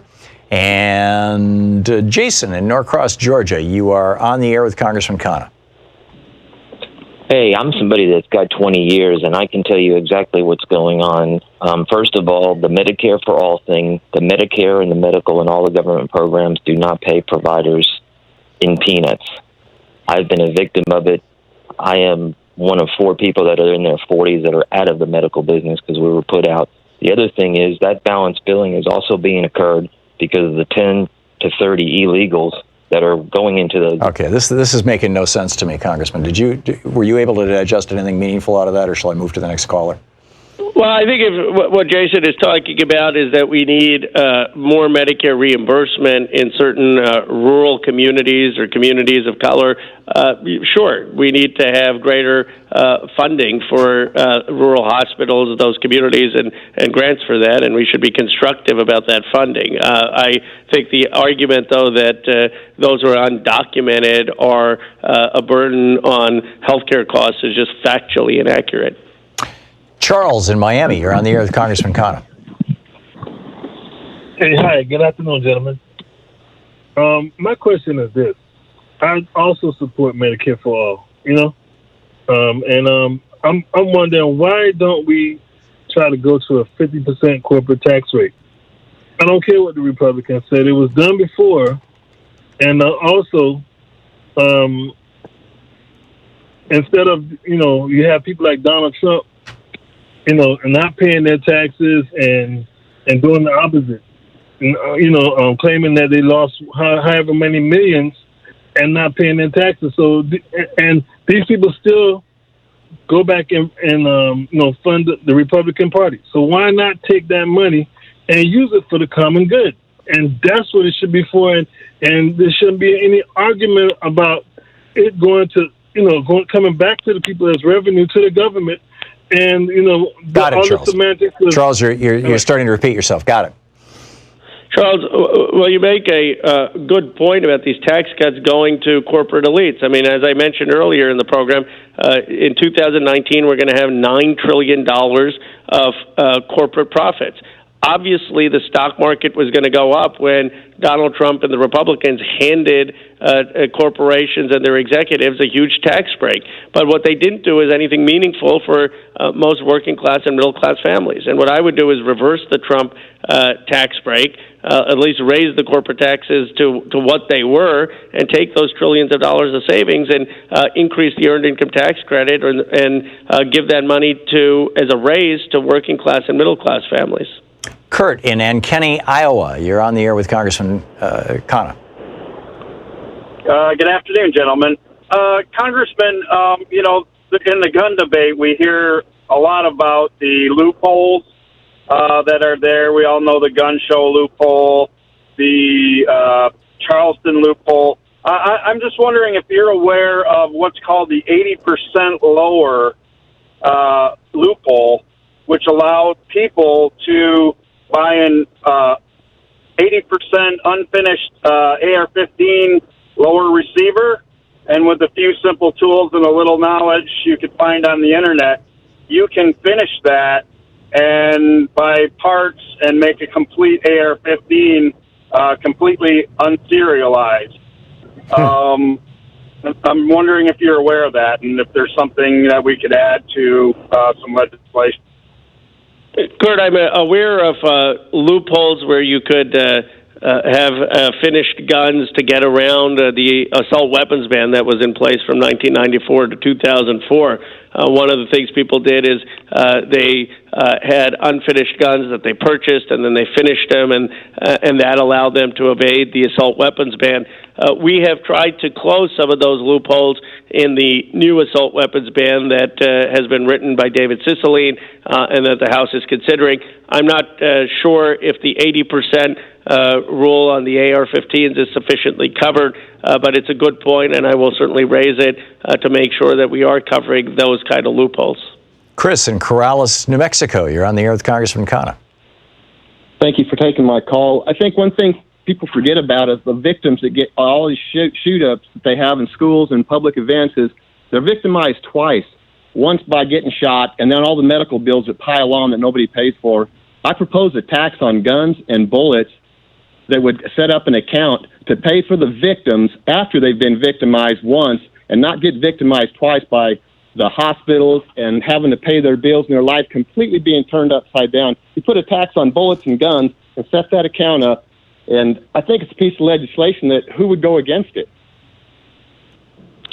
Well, Chris, I would support that kind of tax because you do have a negative externality in economic terms from guns and bullets. In other words, it's causing a public harm that isn't accounted in the price. The other thing, and we've discussed this on Tom's show before, is to require insurance. I mean, just like when you drive an automobile, you have to have insurance in case there's damage that happens to your vehicle or you cause damage to someone. Similarly, require people to carry insurance for the possession of firearms. Mike in Munster, Indiana. You're on the air with Congressman Khanna. Yes, hi. I have a question about impeachment, and there's the obstruction case in the Mueller report, and the Republicans say, well, the orders were not carried out, so there is no actual obstruction. I was wondering, just to make things easier, if you charged them with malfeasance and say the orders were illegal, the underlings didn't carry it out, but we didn't elect a president for his underlings to run the country. And I was wondering if we would streamline it, just make it simple, get the Mueller report out there. And the Senate is not going to convict them, but just charge them with malfeasance and say you're not running the country like a president should, like we expect.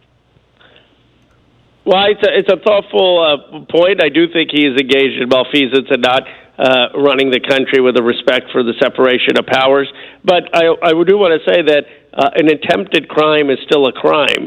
Just because Donald Trump may not have been ultimately successful in obstructing the investigation doesn't excuse the fact that he tried, and that in trying he violated the law. And then, of course, you have a lot of the situation where he's personally benefiting from taxpayer dollars. So I think there are many, many areas of wrongdoing and concern that the Judiciary Committee needs to outline. Yeah, if I walk into a bank and try and rob it and I don't end up walking out with money, I'm still guilty of bank robbery. Right. Scott in Hurricane, West Virginia, you're on the air with Congressman Ro Khanna.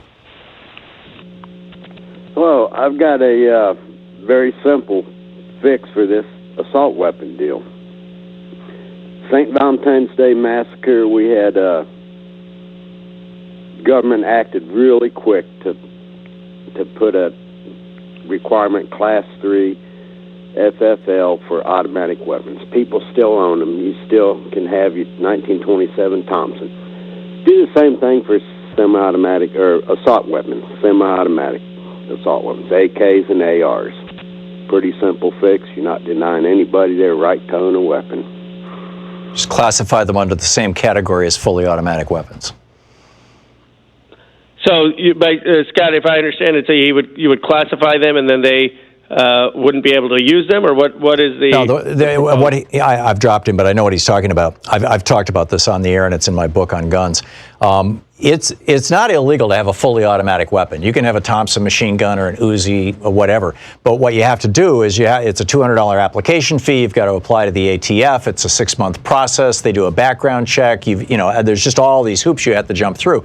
But you can go to gun ranges and shoot fully automatic weapons, and there's thousands of them that are owned around the country. They're just real rare because after the Valentine's Day massacre, they put these restrictions on fully automatic weapons. And what he's suggesting is that we extend those restrictions to semi-automatic weapons as well, so that people using shotguns, people using pistols, revolvers, no problem. But if you want a semi-automatic weapon, you've got to jump through the same hoops that you do with a fully automatic weapon. Sounds very reasonable to me. I mean, I would support that. I'd support a ban of those weapons, but if we already have a framework, and if those weapons are just where you've registered them and at a shooting range, I have no problem with that, and that seems like a reasonable way forward. Jim in Los Angeles, we have just 1 minute till we hit a hard break here, Jim. A real quick question for Congressman Khanna? please. Yes, Congressman. None of the policies anyone's talking about matters. What the Republicans are doing is a computer coup. And I had mentioned this to you 2 weeks ago. They have effectively stolen 5 million votes in Los Angeles that only a computer with an unknown owner can control. And they're doing it in Georgia and all over the country. Okay, we have a half a minute left. Your thoughts on electronic voting? Jim, I'm concerned about the potential for interference and hacking in our voting machines and on our voter rolls.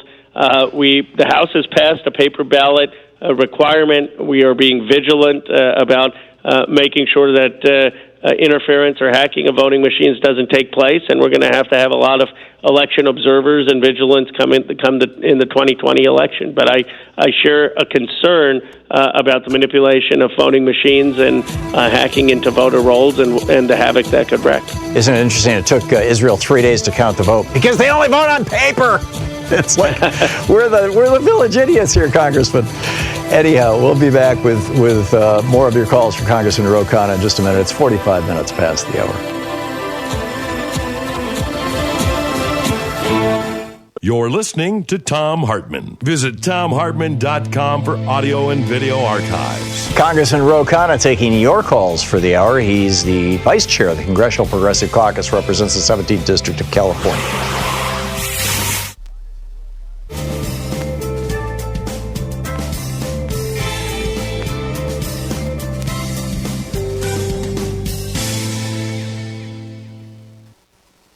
And welcome back. Carol in Monessen, Pennsylvania. You're on the air with Congressman Khanna.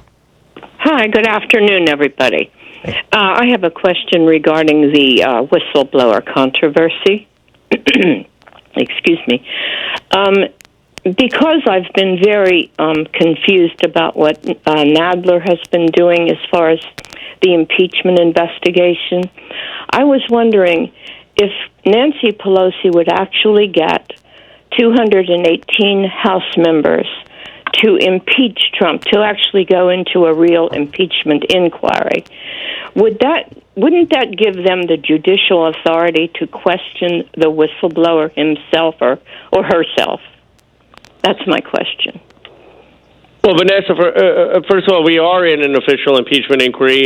Nadler has started that, and he has the authority to subpoena witnesses in order to assess the president's wrongdoing. Separately, Adam Schiff and the Intelligence Committee has the authority to subpoena whoever they think the whistleblower may be, and to require the compulsion of those documents. And my view is that they will do that. They are going to issue those subpoenas, and that doesn't even require an impeachment hearing. I mean, they have that power as we sit today.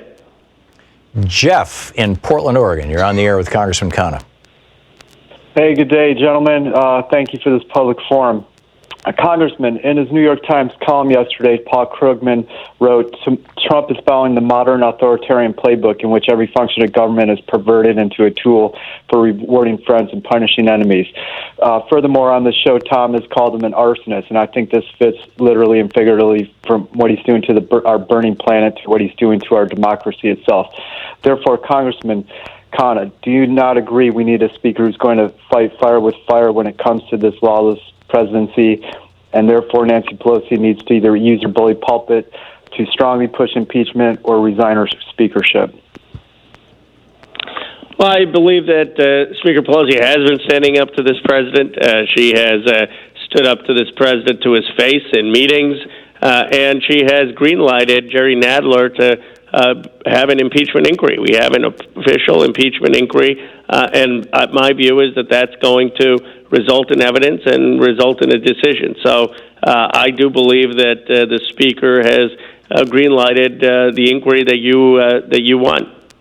Cliff in Indian Trail, North Carolina. A real quick question for Congressman Khanna, please. We have just a minute to the break. Yes, indeed. About a month ago, I happened to be watching television, and they were identifying the person that they considered to be a racist. and I realized they were trying to, or did, talk about a person like me. 2 weeks ago, they... Cliff, what's your question? Well, my question is, 2 weeks ago I was called a terrorist. Last week, as a result of my association in a I'm not hearing a question here. Cliff, thanks a lot for the call. It's 10 minutes before the hour. We'll be back with more of your calls and your questions specifically for Congressman Ro Khanna. Stick around. We'll be right back.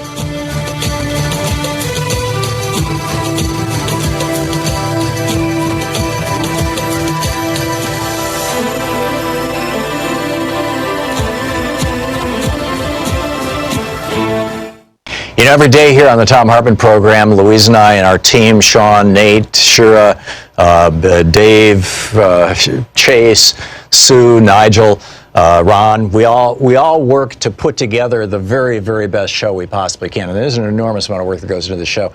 And one of the things that comes out of that is a lot of content, a lot of specific information that we go through and we dig out and, we want to share with you.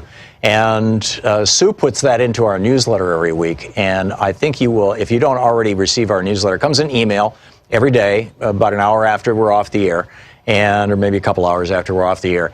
And Sue goes through and pulls literally every link to every story that we talked about and puts it into the newsletter. It's free. We don't sell a list or anything. You complete safety and security. There's no charge. There's no nothing. Just, plug in your email address over at thomhartmann.com. And you get signed up for the newsletter. It's all fairly obvious. You'll see it on the website. So check it out, thomhartmann.com. Thank you. Want to connect with the show online? You can find the Thom Hartmann Program on Facebook, Twitter, and Instagram.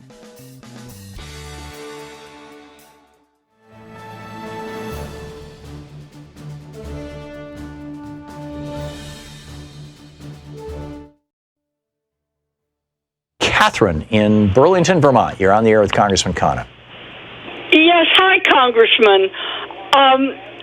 Bernie Sanders unveiled his plan for housing for all, which would get rid of homelessness, or I shouldn't say get rid of it, alleviate that.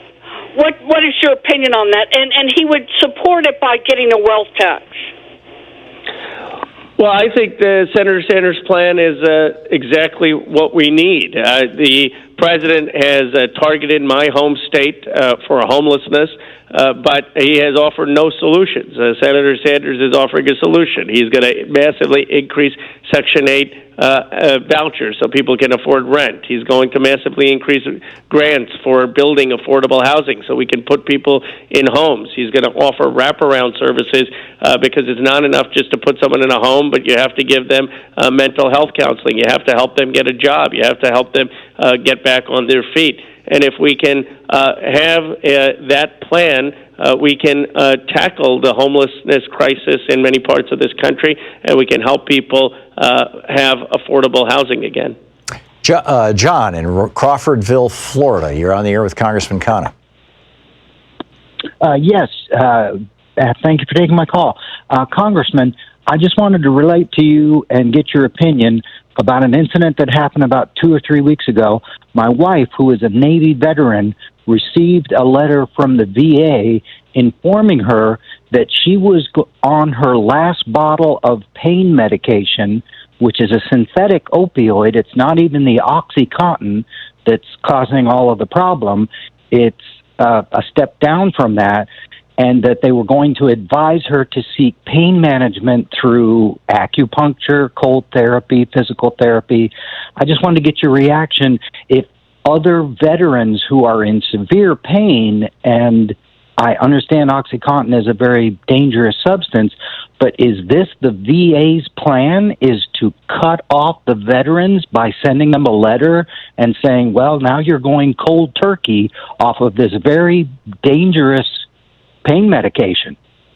Your thoughts? Well, sir, thank you for your service to our country, and thank you for raising this issue. I mean, obviously, we can't be having dangerous, addictive opioids prescribed, but I agree with you that we can go cold turkey, and that we have to have some solution for how people can deal with pain medication that is not addictive, and if they have been on OxyContin, how they can get off of it in a responsible way. So I will raise this issue. If you write to me with the details, I'm happy to raise this with the VA and the Veterans Affairs Committee and make sure that we are treating veterans who have been prescribed OxyContin responsibly. And the Congressman's website to reach him is Khanna, KHANNA.house.gov.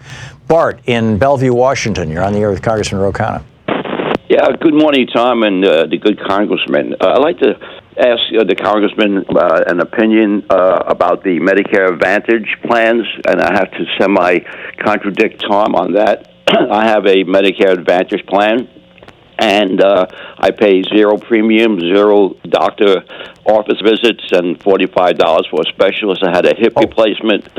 You know, Congressman, do I have it right that you've got to be out of here at 55 minutes past the hour, which is right now?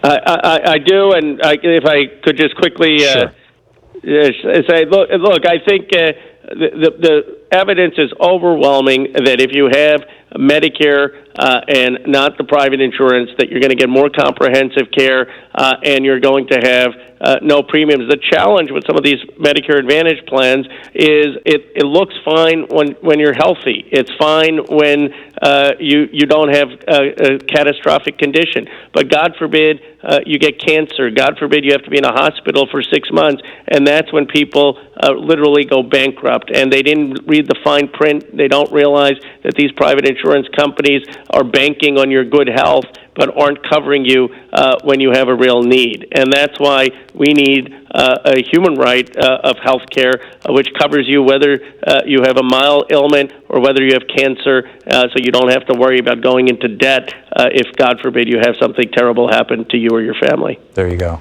Congressman, thanks so much for being with us today. I really appreciate it. Yeah, good talking. Thank you, Tom.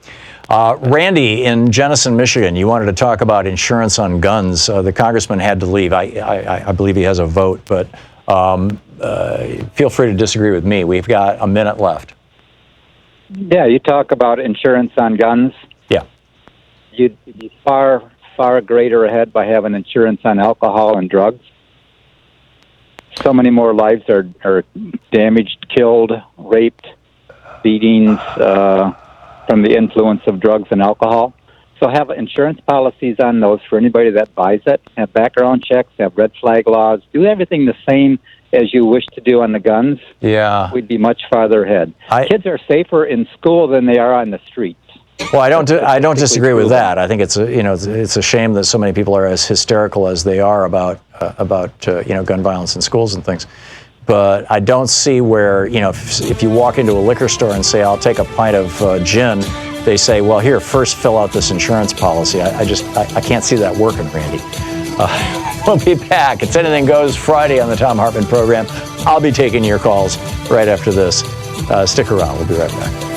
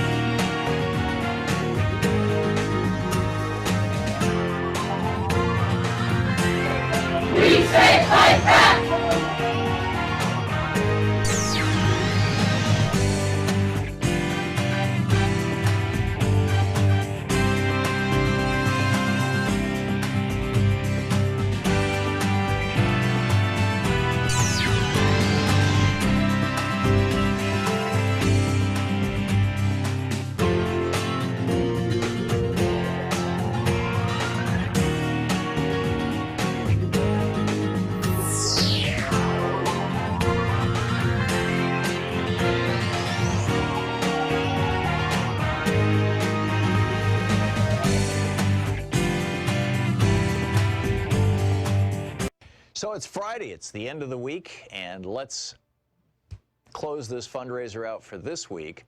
I think we have one more week to go, but let's close this week out today with an extra special push. Your help is really needed. We didn't hit our entire match yesterday, and we really need your help right now to help build this network, well, to keep the lights on, frankly, for Free Speech TV. And it's a critically important time, particularly as we head into this election. We still have almost a year and a half before the election. And we all need there to continue to be a progressive venue, a genuine venue where there's actual voices that are speaking back to not just, political parties and political weirdness, but to the corporate power that keeps recalibrating and spinning our news in ways, and even our opinion pieces, in ways that tend to favor the corporate over the human, the corporate over the union, the corporate over labor, the corporate over the rights of the environment, the corporate over the fate and future of the planet. These are really serious issues. And you hear comprehensive conversations about them here on this program and other, progressive opinion programs on Free Speech TV, as well as good, solid news like you get from Amy Goodman's Democracy Now! Here on Free Speech TV. So please call now, 877-378-8669, and make your contribution. And let's knock it out of the park here on Friday. $10, $50, $100, $5, whatever you can afford. Now is the time to call, 877-378-8669. There's a set of premiums that Free Speech TV is offering. There's the $20 premium where you get a bumper sticker that says Proud Student of Thom Hartmann University. With a $30 gift, you get the Trump Small Hand Soap. With a $50 gift, the Change the Channel Free Speech TV tote bag. With a $100, these are all one-time gifts. With a $100 gift, you get the Free Speech TV Any Functional Adult Long Sleeve Shirt in sizes small through XXL large. With a $150 gift, you get a copy of my book, The Hidden History of the Supreme Court and the Betrayal of America. I'm starting a small media tour and speaking tour on this book next month. The book comes out on October 1st. That'll be the date that people who have pre-ordered it, things like that, will see it in their mailbox. And so you'll start hearing more and more about it as we go on with that. But here's your opportunity to get in on getting an autographed copy without having to show up at a book signing. And so far, the only two that we've scheduled, and I'm not sure how many more we're going to because, it's just the fall is just getting so busy right now, have been Chicago and Portland. So if you're not in Chicago or Portland and you'd like an autographed copy of my book, here's pretty much the only way to get it. And I realize the autograph probably adds $5 or $10 or $15 to the value on eBay, but maybe there's a sentimental value, maybe it's and plus knowing that you got this cool autographed book by virtue of having made a $150 contribution to Free Speech TV, that's something of consequence. So consider that $150 gift. With a $200 and with that $150 gift, you get the book, The Hidden History of the Supreme Court and the Betrayal of America. With a $250 gift, we're going to have a virtual meet and greet where we all meet on the internet, and you'll be able to see me. I'll be able to hear you, and I'll take your questions and answer them as candidly as I can. I mean, it's just just like we do when people come here to the studio and we go out to lunch, and sometimes I'll say, please don't quote me on this, but here's my opinion. And so far everybody's been pretty good about just saying, oh, well, that's interesting, and not putting it on Twitter. We'll see how long that lasts, right? But anyway, that's $250 is the virtual meet and greet, and then with a $1,000 gift, come to Portland and hang out in our studio for the last hour of the show, and we'll walk down the street to a restaurant and have a nice lunch. There's a great opportunity to share some high quality time with each other, and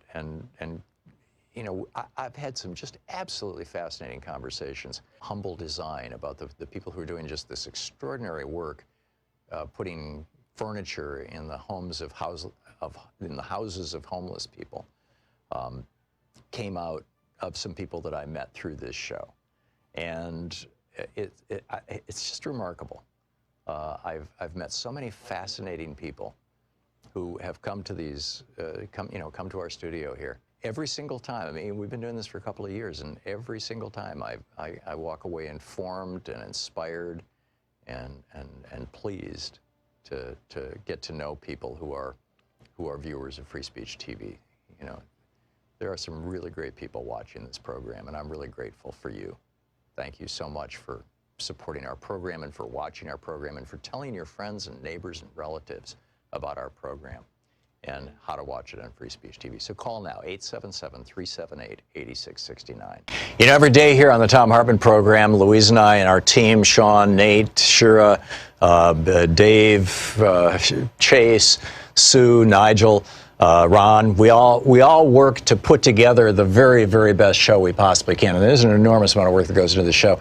And one of the things that comes out of that is a lot of content, a lot of specific information that we go through and we dig out and, we want to share with you. And Sue puts that into our newsletter every week. And I think you will, if you don't already receive our newsletter, it comes in email every day, about an hour after we're off the air, or maybe a couple hours after we're off the air. And Sue goes through and pulls literally every link to every story that we talked about and puts it into the newsletter. It's free. We don't sell a list or anything. You complete safety and security. There's no charge. There's no nothing. Just, plug in your email address over at thomhartmann.com and you get signed up for the newsletter. It's all fairly obvious. You'll see it on the website. So check it out, thomhartmann.com. Thank you. Want to connect with the show online? You can find the Thom Hartmann Program on Facebook, Twitter, and Instagram. The real issues. Sure, we talk.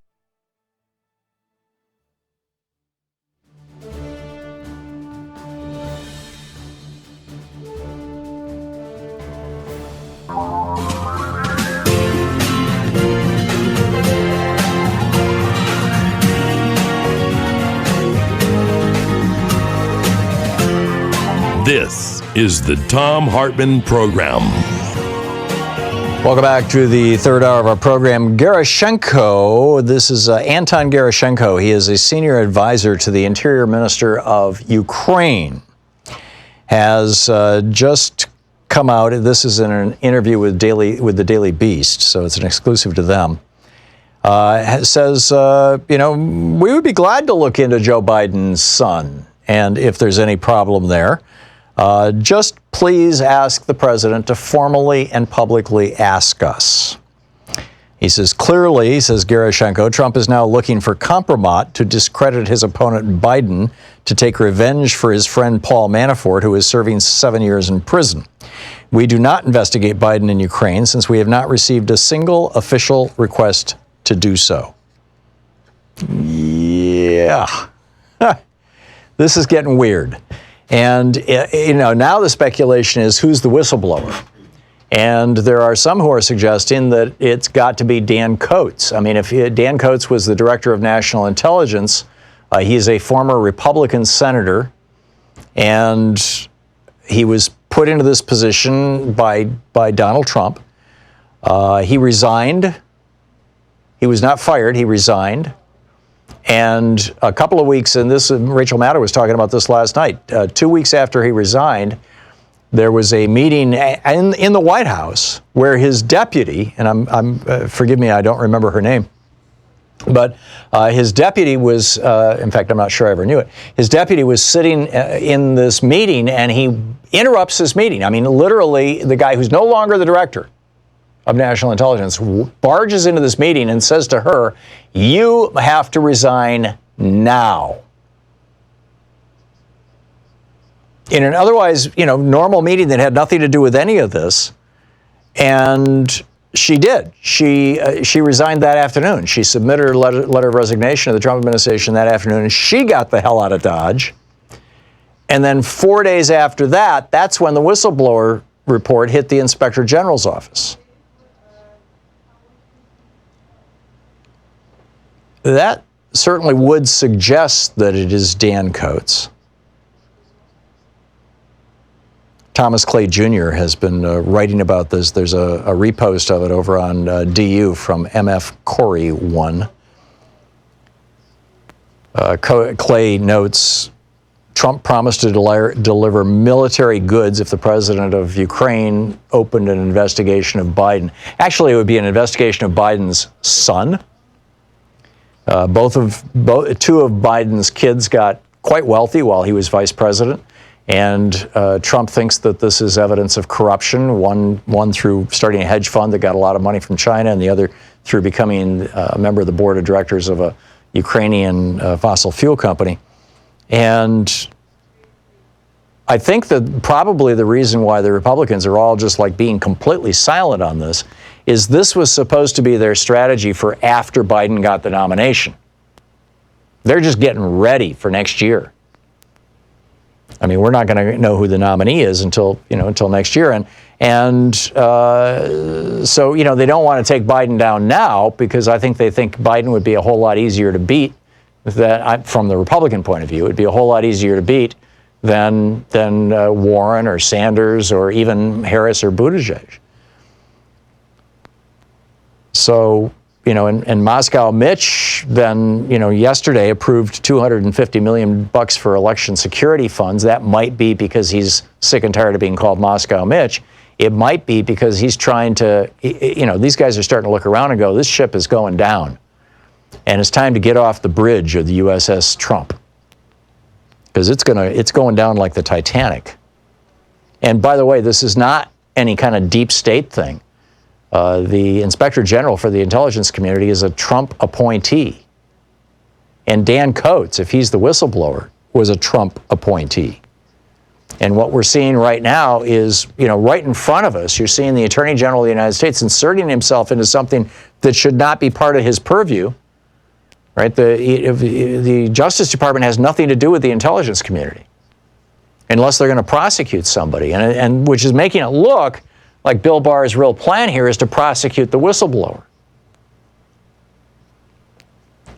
And by the way, Adam Schiff sends his letter to the Director of National Intelligence, no longer Dan Coates, saying, please release the whistleblower complaint. And guess what happened the next day? Donald Trump releases the $250 million for Ukraine that he had been holding, saying, I'll give you this money when you give me Joe Biden. And I think he got caught. Got caught with his hand in the cookie jar. At which point, the kid takes his hand out of the cookie jar, or he takes out one cookie and says, well, I was really getting this for my little brother. I mean, there's something really, really snarky going on here, something really bad. Meanwhile, the capital of Australia, Trump is holding a state dinner for the Prime Minister of Australia tonight, the second one he's done since he became president. The only other one was for Emmanuel Macron, the president of France. The capital of Australia is Canberra. The Australians pronounce it something like Canberra or something. I'm sorry, my Australian listeners, my apologies. But Canberra is the capital of the country, and they just announced that starting at the end of this year, January 1st of 2020, they will join 7 other cities around the world as being 100% renewable. All of the energy being used in Canberra will be from renewable sources, or at least all of the energy used by government functions in Canberra will be from government functions. Fascinating stuff. Fascinating stuff. Anyhow, it's Anything Goes Friday. Let's pick up your phone calls here. John in Chicago. Hey, John, what's up? Yeah, I'm calling about actually why not the gun have to buy the insurance? Everybody who has a gun, a dangerous gun, has expensive insurance to buy. Yeah, my suggestion was very straightforward that, right now, if you own a car, you have to have liability insurance. You don't have to have insurance that pays for dings and breaks and breakdowns and all that kind of stuff, but you do have to have liability insurance. Liability means if I'm driving my car and I hit your car, then you have somebody that you can get paid by, which specifically is the insurance company. And I think it's crazy that a shooter can shoot up a school and kill 10 or 20 or 30 kids, and had that same person kill that same number of kids by running them down in a crosswalk Geico would be writing $1 million check to each one of them and their families, or at least to their families, the survivors. Or if somebody was injured as a result of a shooting, or of a, if I hit somebody and I injured them but didn't kill them, still Geico's going to, well, I don't have Geico. I have car insurance from another company, but you get the point. The insurance company is paying. Why don't we do that with guns? It just seems perfectly sensible. Mike in Elmira, how do you say that? How is it spelled in Ohio? I have it as Elyria, but that doesn't sound right. No, it's Elyria, but yeah, no one gets it right. But Elyria. Man, America should. Yeah. Yeah, okay, I got it. So what's up? Yeah, I kept hearing that, and Naomi Klein, and when you were talking today on the program, and I keep remembering The Corporation. Are you familiar with that movie? I'm sure. Yeah, it's been a few years. Yeah, it's like, if you listen to it's an hour and 35 minutes into it, she quotes that the next president will be a marketer, and she was clairvoyant, I guess. So just when you see her or whatever, just run that through. Yeah. Look at it again. It's like an hour and 35 or an hour and 37 minutes somewhere on that time frame. Okay, I'll check it out. Yeah. Mike, thanks a lot for the call. And just apropos of that, what he's talking about is I mentioned an hour or so ago, and I'll just repeat it, that next Wednesday here in Portland, actually in Beaverton, suburban Portland, Naomi Klein and I will be engaged in a 20-30 minute conversation on stage, and then she's going to do a little song and dance about her new book, On Fire, The Burning Case for a Green New Deal. That'll be at 7 p.m. at Powell's Books in Beaverton. And then I'll be in Chicago on October 3rd at 6 p.m. at Smart 265 in Carroll Stream. You can get more information on that at WCPT820.com. And I'll also, on October 10th, be in Portland at Powell's City of Books on Burnside, the main Powell's. All of that, by the way, is over at ThomHartmann.com if you want more information. Marion in South Beach, Oregon. Hey, Marion, what's up? Thanks for taking my call, Tom. This is the first time I called in. But Thank you. We're facing so many different ailments from clearly global climate change and toxic chemicals and deforestation and so on and so on. And at the root of all that is an economy that we've built basically on growth. Our CEOs for any big corporation are mandated to increase the wealth for their stakeholders. And that speaks to Wall Street.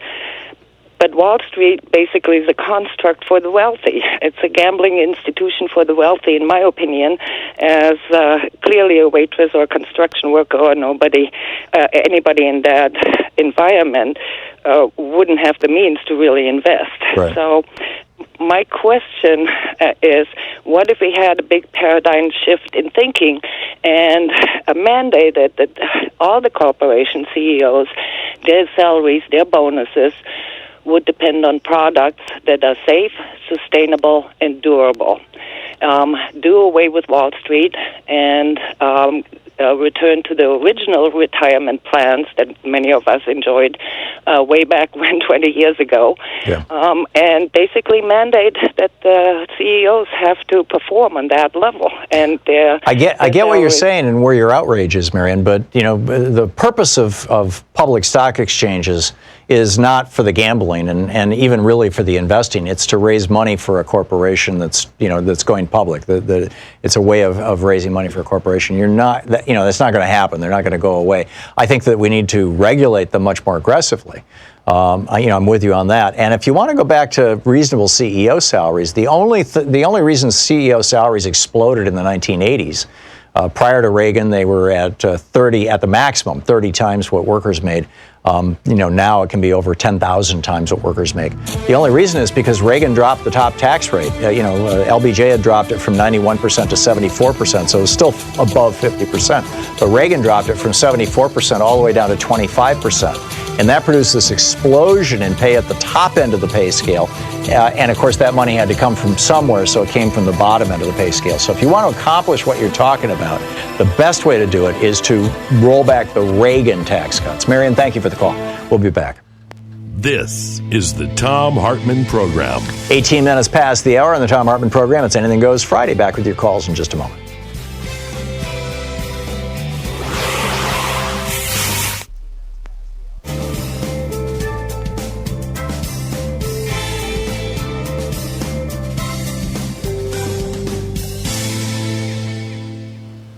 And welcome back. Len in Woodmere, New York. Hey, Len, what's on your mind today? Well, every day you wonder what it's going to take. I'm just hoping this is a strategy that Pelosi has to slow walk any impeachment to actually have it occur while the campaigning is going on next year. I mean, you just keep adding up everything between the stops in Scotland, torturing children at the border, obstructing justice, lying and disseminating information, emoluments, environmental attacks. If this guy doesn't get impeached, what justification is there for it to be in the Constitution? Amen. You're singing to the choir, Len. I completely agree with you. I know. And I think probably the most effective thing you could do right now to help make that happen would be to call the Speaker of the House of Representatives, Nancy Pelosi's office, and share your opinion with her. She, as Speaker, she doesn't just represent San Francisco; she represents all of us. And that's a very good idea. Yeah, until she gets on board with this thing, it ain't happening. But thanks a lot for the call, Len. Jim in Sacramento. Hey, Jim, what's up? Yeah, hi, Tom. We were talking about the repo thing, and right. I just wanted to pick up and finish it. Dr. Wolf was correct in explaining the normal function of the overnight market, bank settlements, and arrangement of the securities. Right. The normal range for overnight is $2 to $10 billion. Right. What happened on Tuesday was $75 billion, so that was way up from that. But actually, the total impact was $84 billion. There was $9 billion that was not covered. Right. Now, the Financial Times pointed out that September 15th is a big date for paying for corporate tax payments, and that may have had something to do with it. Okay, but the $75 billion per night rate is now extended to 10-10. Right. Federal Reserve in New York said I know exactly they've opened what they call this permanent two-day window, or the semi-permanent two-day window. There's an article about it in today's Financial Times. And that would come to a total of $1.8 trillion. Right. There are no banks in the United States that settle that amount of money and have to balance the books. That is a sovereign bank. That is China. And I'm getting your point now. So what you're saying, Jim, is that the Chinese banks are participating in the U.S. banks' overnight repurchase activity. Is that what you're suggesting? Presenting bonds that they bought in 2008. Well, that's simply retiring debt. Right, but it's what does that have to do with the repo market? That's a completely. But that's a separate market. That's money that the Treasury pays. Hang on just a second, Jim. That's money that the Treasury pays, not the Fed. You've got it all confused. There's an agreement between the United States and China that we will enable them to purchase gold by controlling the gold market. Now they're retiring the debt that they've held. Jim, we're going to hit a break in 3 seconds here again. I'm sorry. I don't understand what you're talking about, but I'm fascinated by it. Would you please? Well, I'll hold on if you want. Well, no, because I don't want to go through this on the air and just confuse everybody. If you could drop me an email on this, my email address is on my website, thomhartmann.com. I would appreciate it. Would you please? Okay. Thank you very much. Good talking with you. And we can revisit it on the air if you'd like. We'll be right back.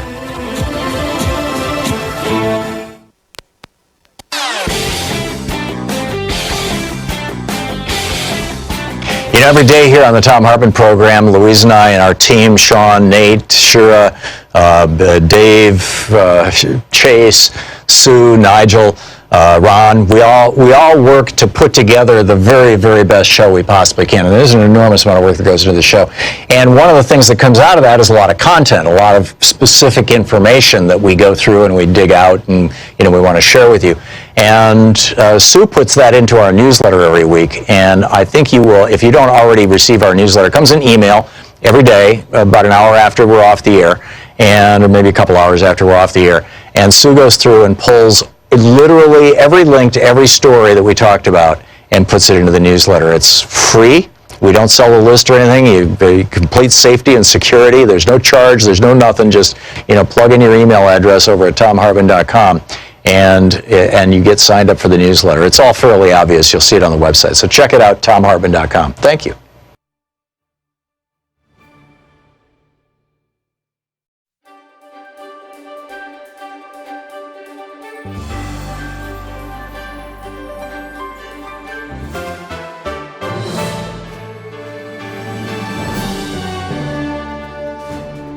Thom Hartmann here with you. And it's Anything Goes Friday, taking your calls. Chad in Grand Rapids, Michigan, my hometown, literally where I was born. Hey, Chad, what's up? Hey, how's it going this afternoon? Good. What's on your mind? So Grand Rapids is leading the way in renewable, if you haven't heard. I hadn't heard. They have Circuit West right now on the west side, and it's being run strictly by solar and battery power. Wow. And by 2025, all of the city of Grand Rapids is going to run solar and battery. Not even wind power? No. Wow. Solar and battery power. They're working with Consumers Energy. Uh-huh. And it's called Circuit West if you want to look it up. And cool. It's something to be pretty proud of on this day that everyone's protesting, climate change. So yes. Just wanted to bring that to your attention. Well, thank you, Chad. I'll check that out. That is great. Thank you very much. Dave in Kirkland, Washington. Hey, Dave, what's on your mind today? Hey, I think I'm a consequence or a side effect that a lot of people really don't think about with this opioid crisis. Mm-hmm. I'm a chronic pain sufferer for over a year now. I've gone so far now, I've had a test period of a spinal cord stimulator where electrodes are put into my spine to help with the pain. And it was successful, and now I'm trying to get my permanent implant to where I won't have this again. But what I'm getting at as far as a side effect, I'm one of maybe tens of thousands of people across the nation now that can't get pain medication who are responsible because of the opioid crisis. Both my pain doctor and my primary care physician will not prescribe me opioids. Right. So I sit and suffer. And secondly, here's an Archie bunker for you. I know how to quit a lot of gun violence. Show people who want to buy a gun a video of people being shot, because I've seen people shot. It'll really make you think twice about buying a gun. Yeah, it doesn't. Anyhow, it's not. It's not like. Hartmann. Yeah, you're welcome, Dave. Thank you. It's not like on TV, and really more often than not even like you see in the movies. And you're absolutely right. And I'm so sorry to hear about your problem with your pain there, Dave. There are a lot of people who legitimately do need opioids, and it's the only thing that works for them. And they are the drive-by victims of the Sackler family's greed, basically, at the end of the day. Dave, thank you. And thanks for regularly calling our program. We'll be back. It's coming up on 28 minutes past the hour here on the Thom Hartmann Program. We'll be right back. You're listening to the Thom Hartmann Program. Call 202-808-9925. Anything Goes Friday, and boy, is anything going given the crackpot in the White House. Stick around.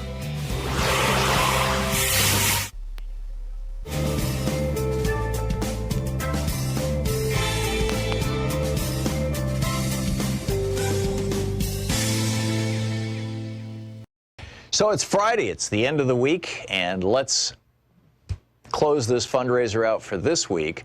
I think we have one more week to go, but let's close this week out today with an extra special push.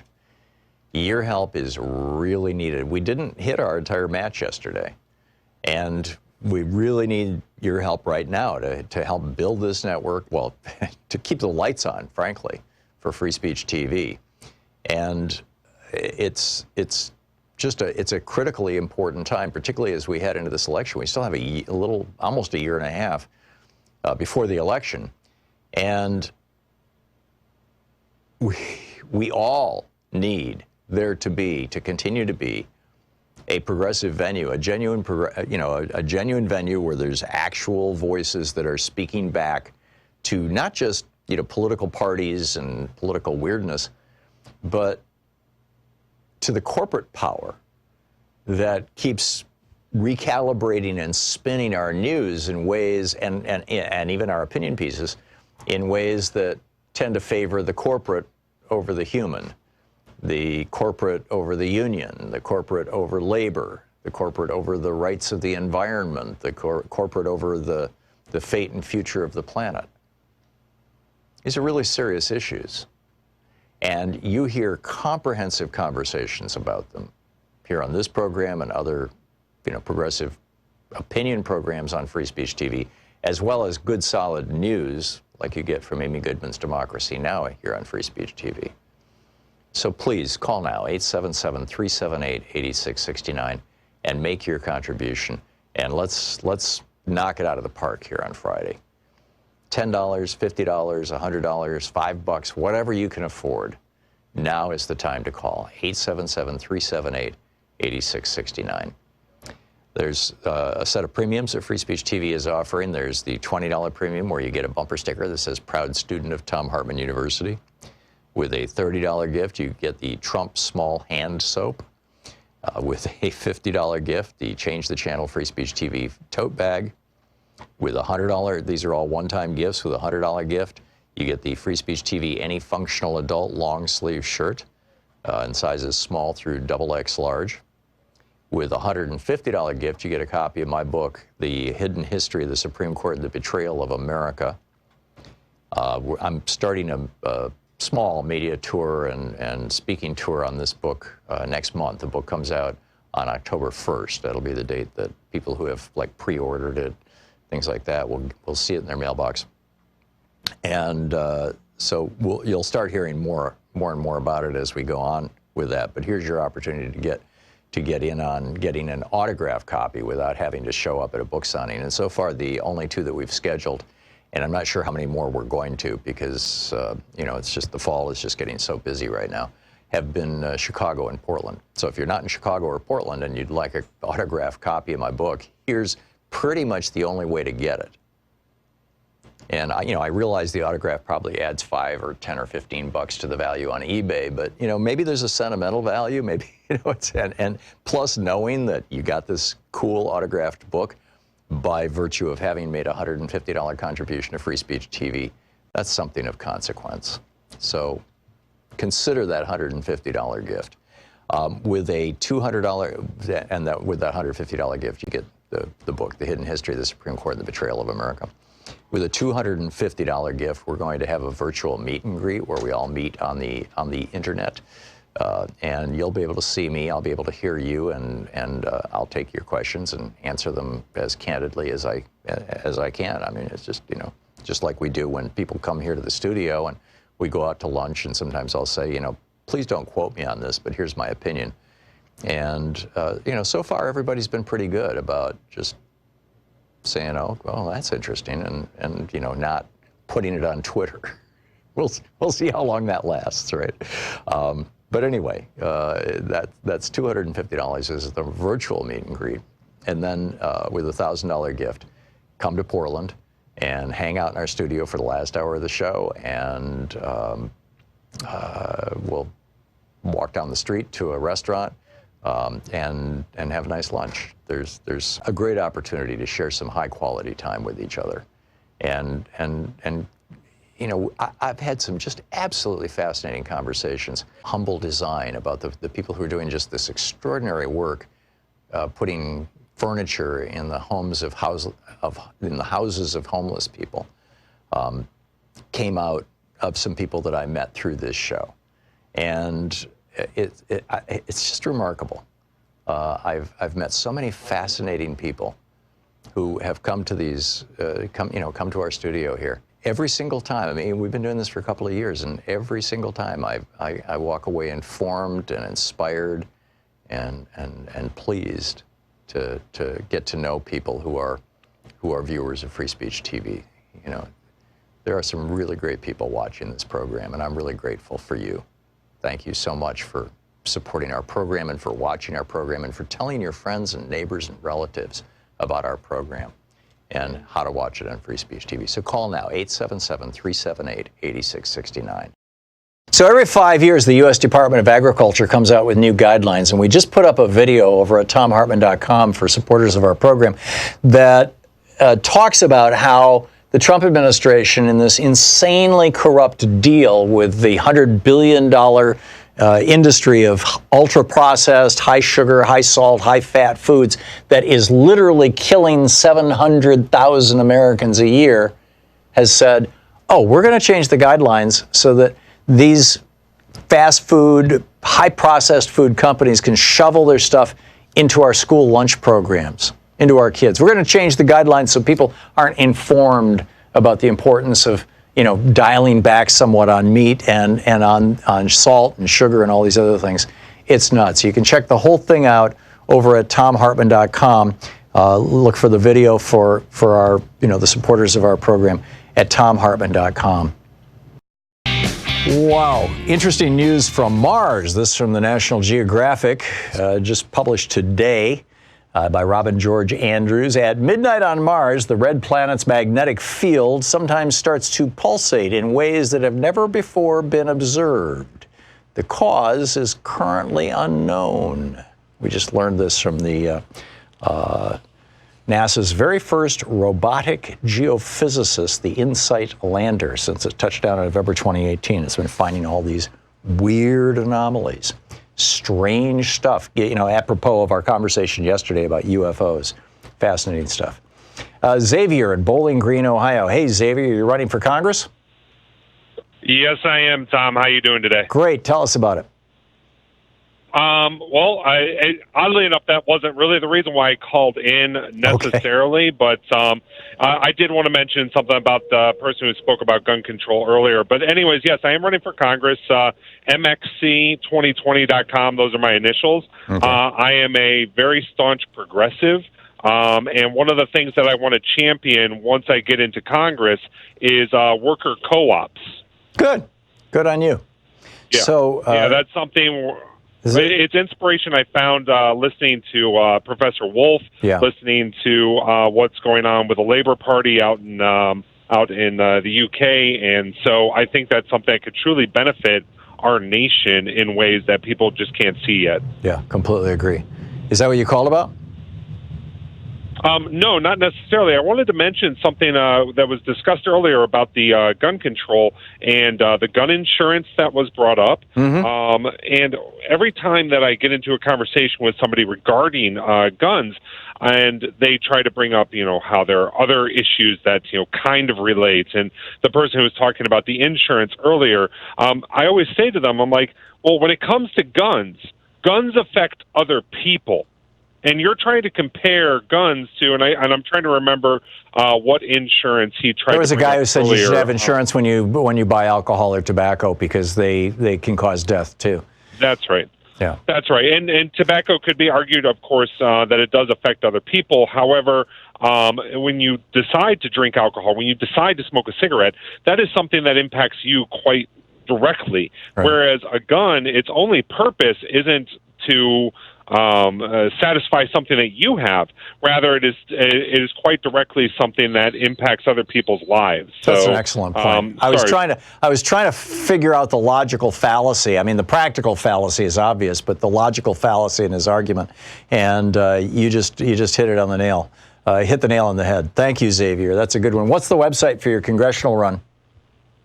It is www.MXC, those are my initials, Michael Xavier Kerrigan, so MXC2020.com. Cool.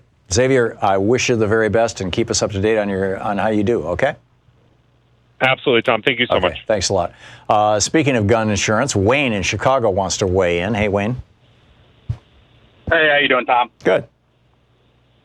So the gun owner insurance, quite honestly, the numbers just don't back it up. You made the reference and you compare it to automobiles. When you own an automobile, you have to have liability insurance. So there's roughly 263 million vehicles in the U.S. There's 6 million vehicle accidents a year. There's 380 million firearms owned in the U.S. There's been 38 100,000 gun incidents. Right. So what that means is that if you're spending $400 a year for your car insurance, you're probably going to spend $40 a year for your gun insurance because there's such a smaller number of gun incidents.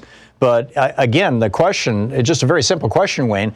If, when we decided back in 1915, plus or minus 20 years, it varied from state to state, that cars, although they weren't designed to kill people, were killing people because, a couple thousand pounds of steel going down the road at 50 miles an hour can be a dangerous thing. We came up with a 3-step process that every state adopted within a decade or two, which was you have to have a license. You have to prove you know what you're doing. You have to have the car registered so that there's a chain of ownership so that we can assign responsibility for it and renew that registration every year with the state. And you have to have liability insurance. Why not apply those simple things to guns? Well, if you think about it, the reason we carry insurances, life insurance, medical insurance, so on and so forth, is because of a likely event. No, those are different kinds of insurance. I'm talking about liability insurance. I'm not talking about where I get the money. I understand. That's what I'm saying. It's across the board. We carry insurances in general because of a likely event. So no, we carry insurance, Wayne, because of an unlikely event. If it was a likely event, we would have savings.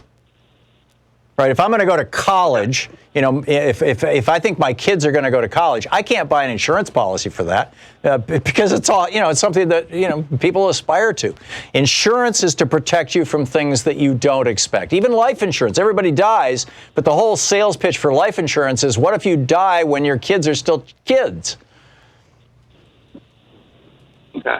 Well, what I'm saying is the numbers aren't there. I mean, and you say it's going to be $40 roughly, right? You threw that number out there. Well, I threw that number out because it sounded to me like you were saying there's 10% as many gun incidents per guns out there as there are car incidents per car out there. And if that number is, that was just quick, math based on the numbers you gave me. If that's the case, then the insurance should cost 10% of or 90% less.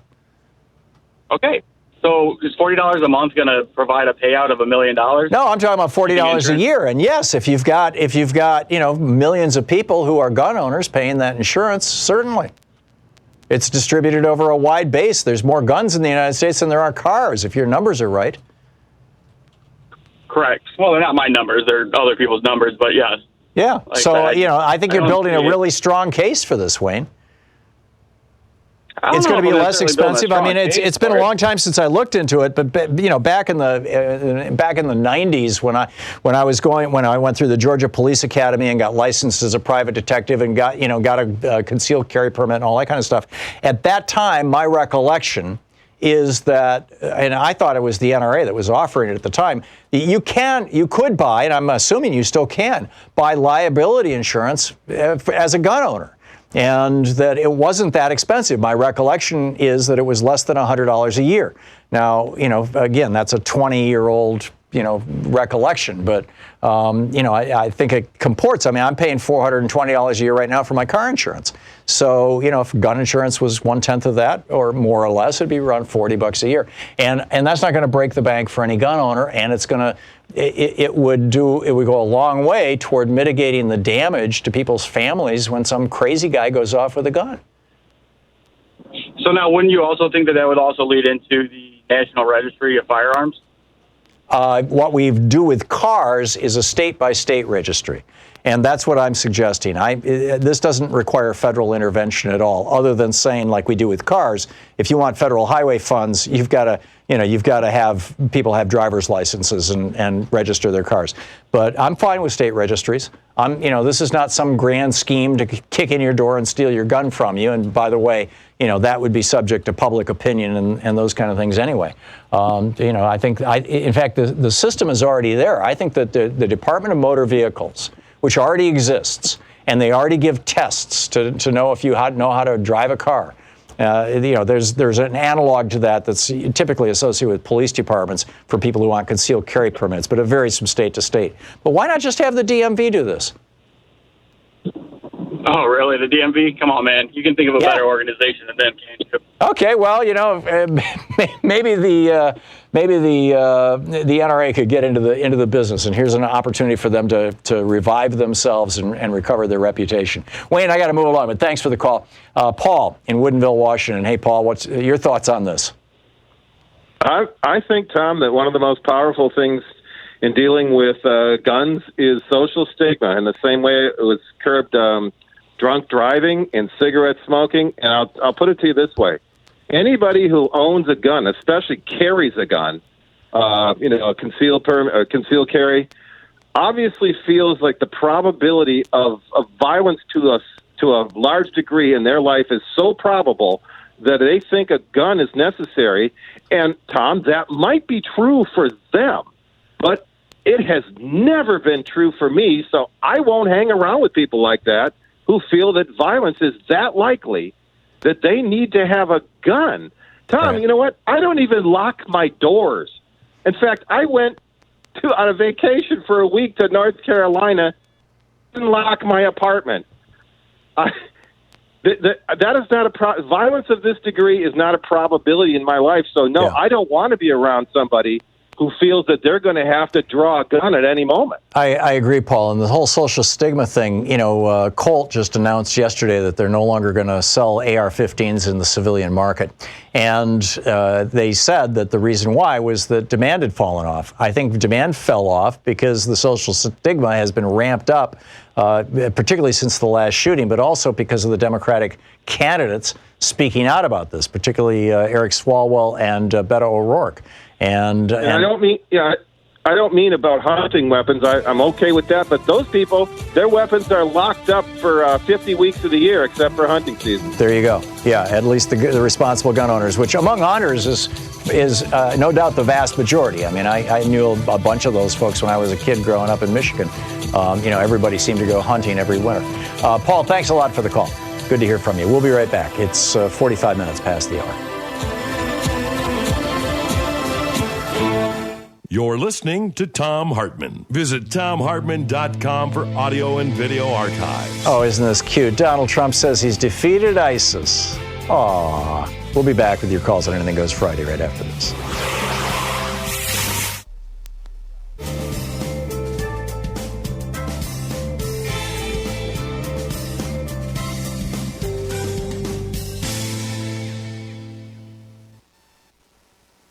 And welcome back. Andre in Jersey City, New Jersey, listening on WBAI. Hey, Andre, what's up?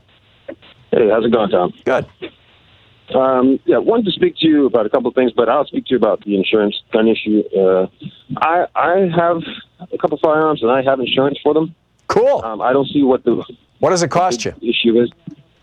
It costs me around $40 a month. A month? Wow. Yeah, well, I pay for it. It's a higher premium. I pay for other things too, but. Oh, I see.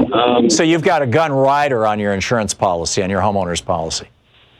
Yeah. Oh, okay. But I mean, the insurance is there. The coverage is there. Yeah, I figured it had to be. I mean, there's the main one that a lot of people use. The one I use is USCCA, and they're really good. Their coverage is very cheap, and has a lot of coverage. It's just, I think this is a no-brainer thing. I've been a firearms person for a long time. God forbid if I have to use it in a self-defense situation or a home invasion, I'm covered for reasons and so on. But, it's just responsible. Yeah, I agree. And, there's also the issue of race when it comes to firearms, but that'll be another conversation because I said I wouldn't talk about it right now. So. Okay. Well, if you want to, you can have another minute. I mean, we've got a minute and a half till we hit a break. What did you want to? What's the relationship between guns and race that you wanted to point out? Well, it's from what I've been studying and seeing that every time there's a gun issue that comes up,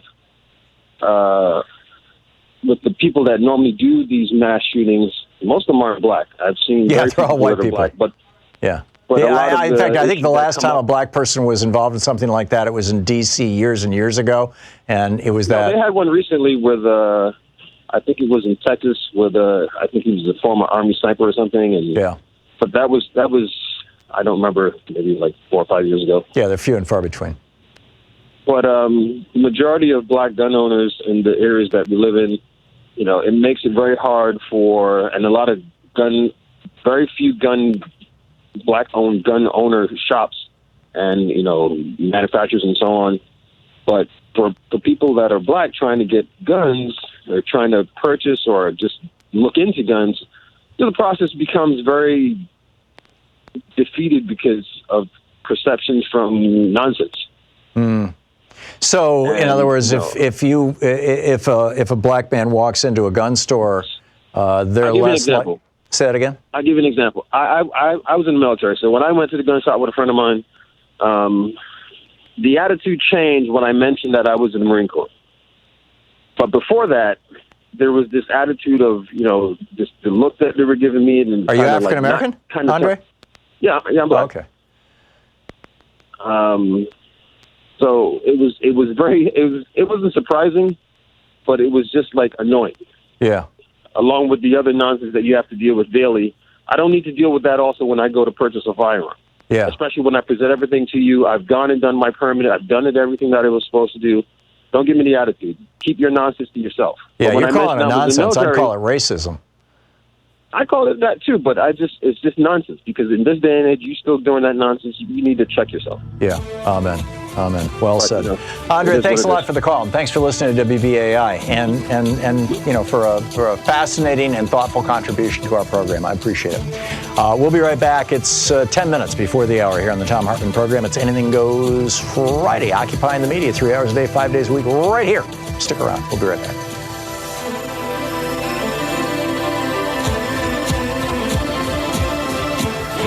So every 5 years, the U.S. Department of Agriculture comes out with new guidelines, and we just put up a video over at thomhartmann.com for supporters of our program that talks about how the Trump administration, in this insanely corrupt deal with the $100 billion industry of ultra-processed, high-sugar, high-salt, high-fat foods that is literally killing 700,000 Americans a year, has said, oh, we're going to change the guidelines so that these fast food, high-processed food companies can shovel their stuff into our school lunch programs, into our kids. We're going to change the guidelines so people aren't informed about the importance of, dialing back somewhat on meat and on salt and sugar and all these other things. It's nuts. You can check the whole thing out over at thomhartmann.com. Look for the video for our, the supporters of our program at thomhartmann.com.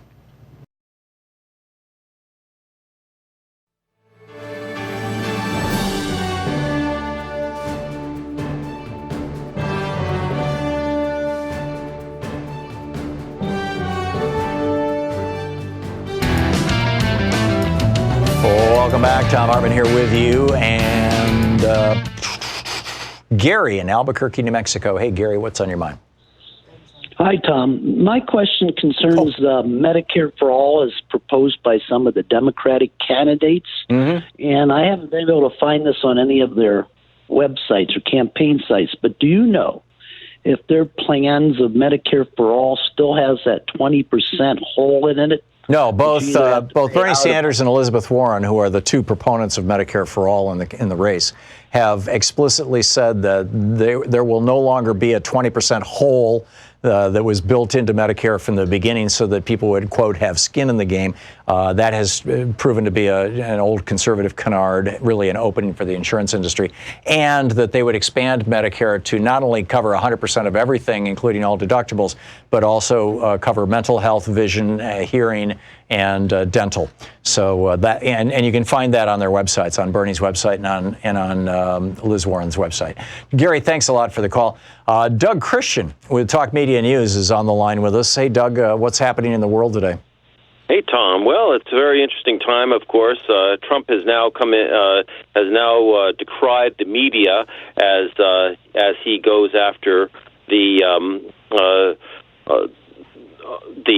whistleblower.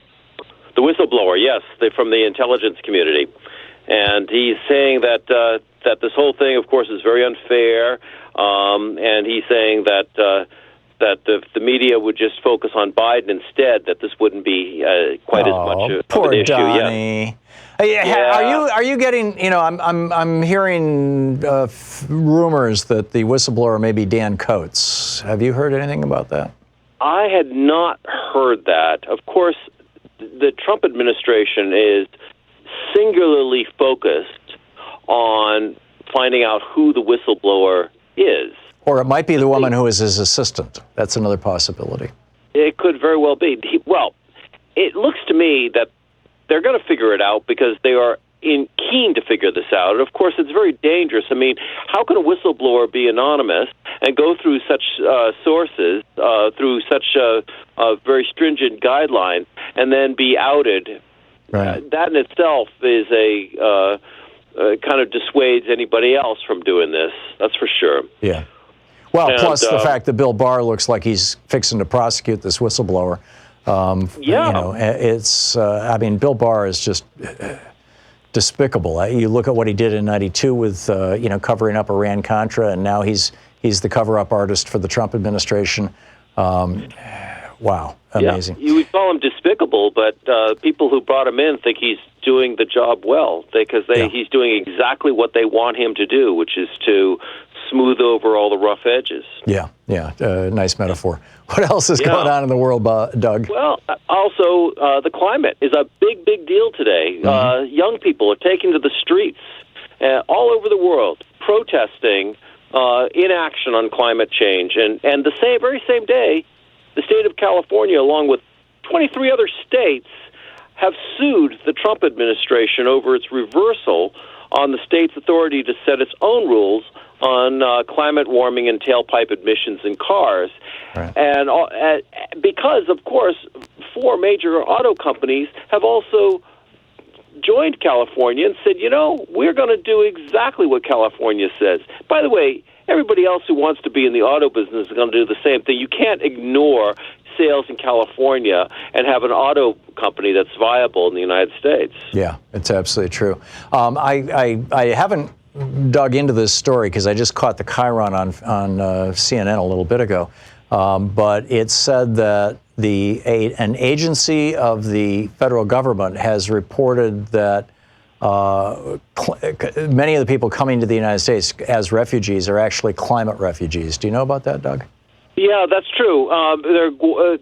Especially in Guatemala, they say that people are starving to death because of climate change. Yeah, they're in the 5th year of a drought in Guatemala. Do you know what federal agency said that? I do not know. But here is another thing that's really kind of happened today, is that the Trump administration has reached a deal to send asylum seekers to El Salvador in an effort to deter migrants from entering the United States. And El Salvador right now is racked by crime. Right. And so, of course, this is a terrible situation for asylum seekers to be in. Yeah, El Salvador has been a mess ever since Reagan sent Death Squad John Negroponte down there back in the day. Exactly. Amazing. Doug Christian with Talk Media News. Thank you, Doug. You bet. Good talking with you. We'll be back Monday. It's Friday, isn't it? Wow. Boy, this week went fast.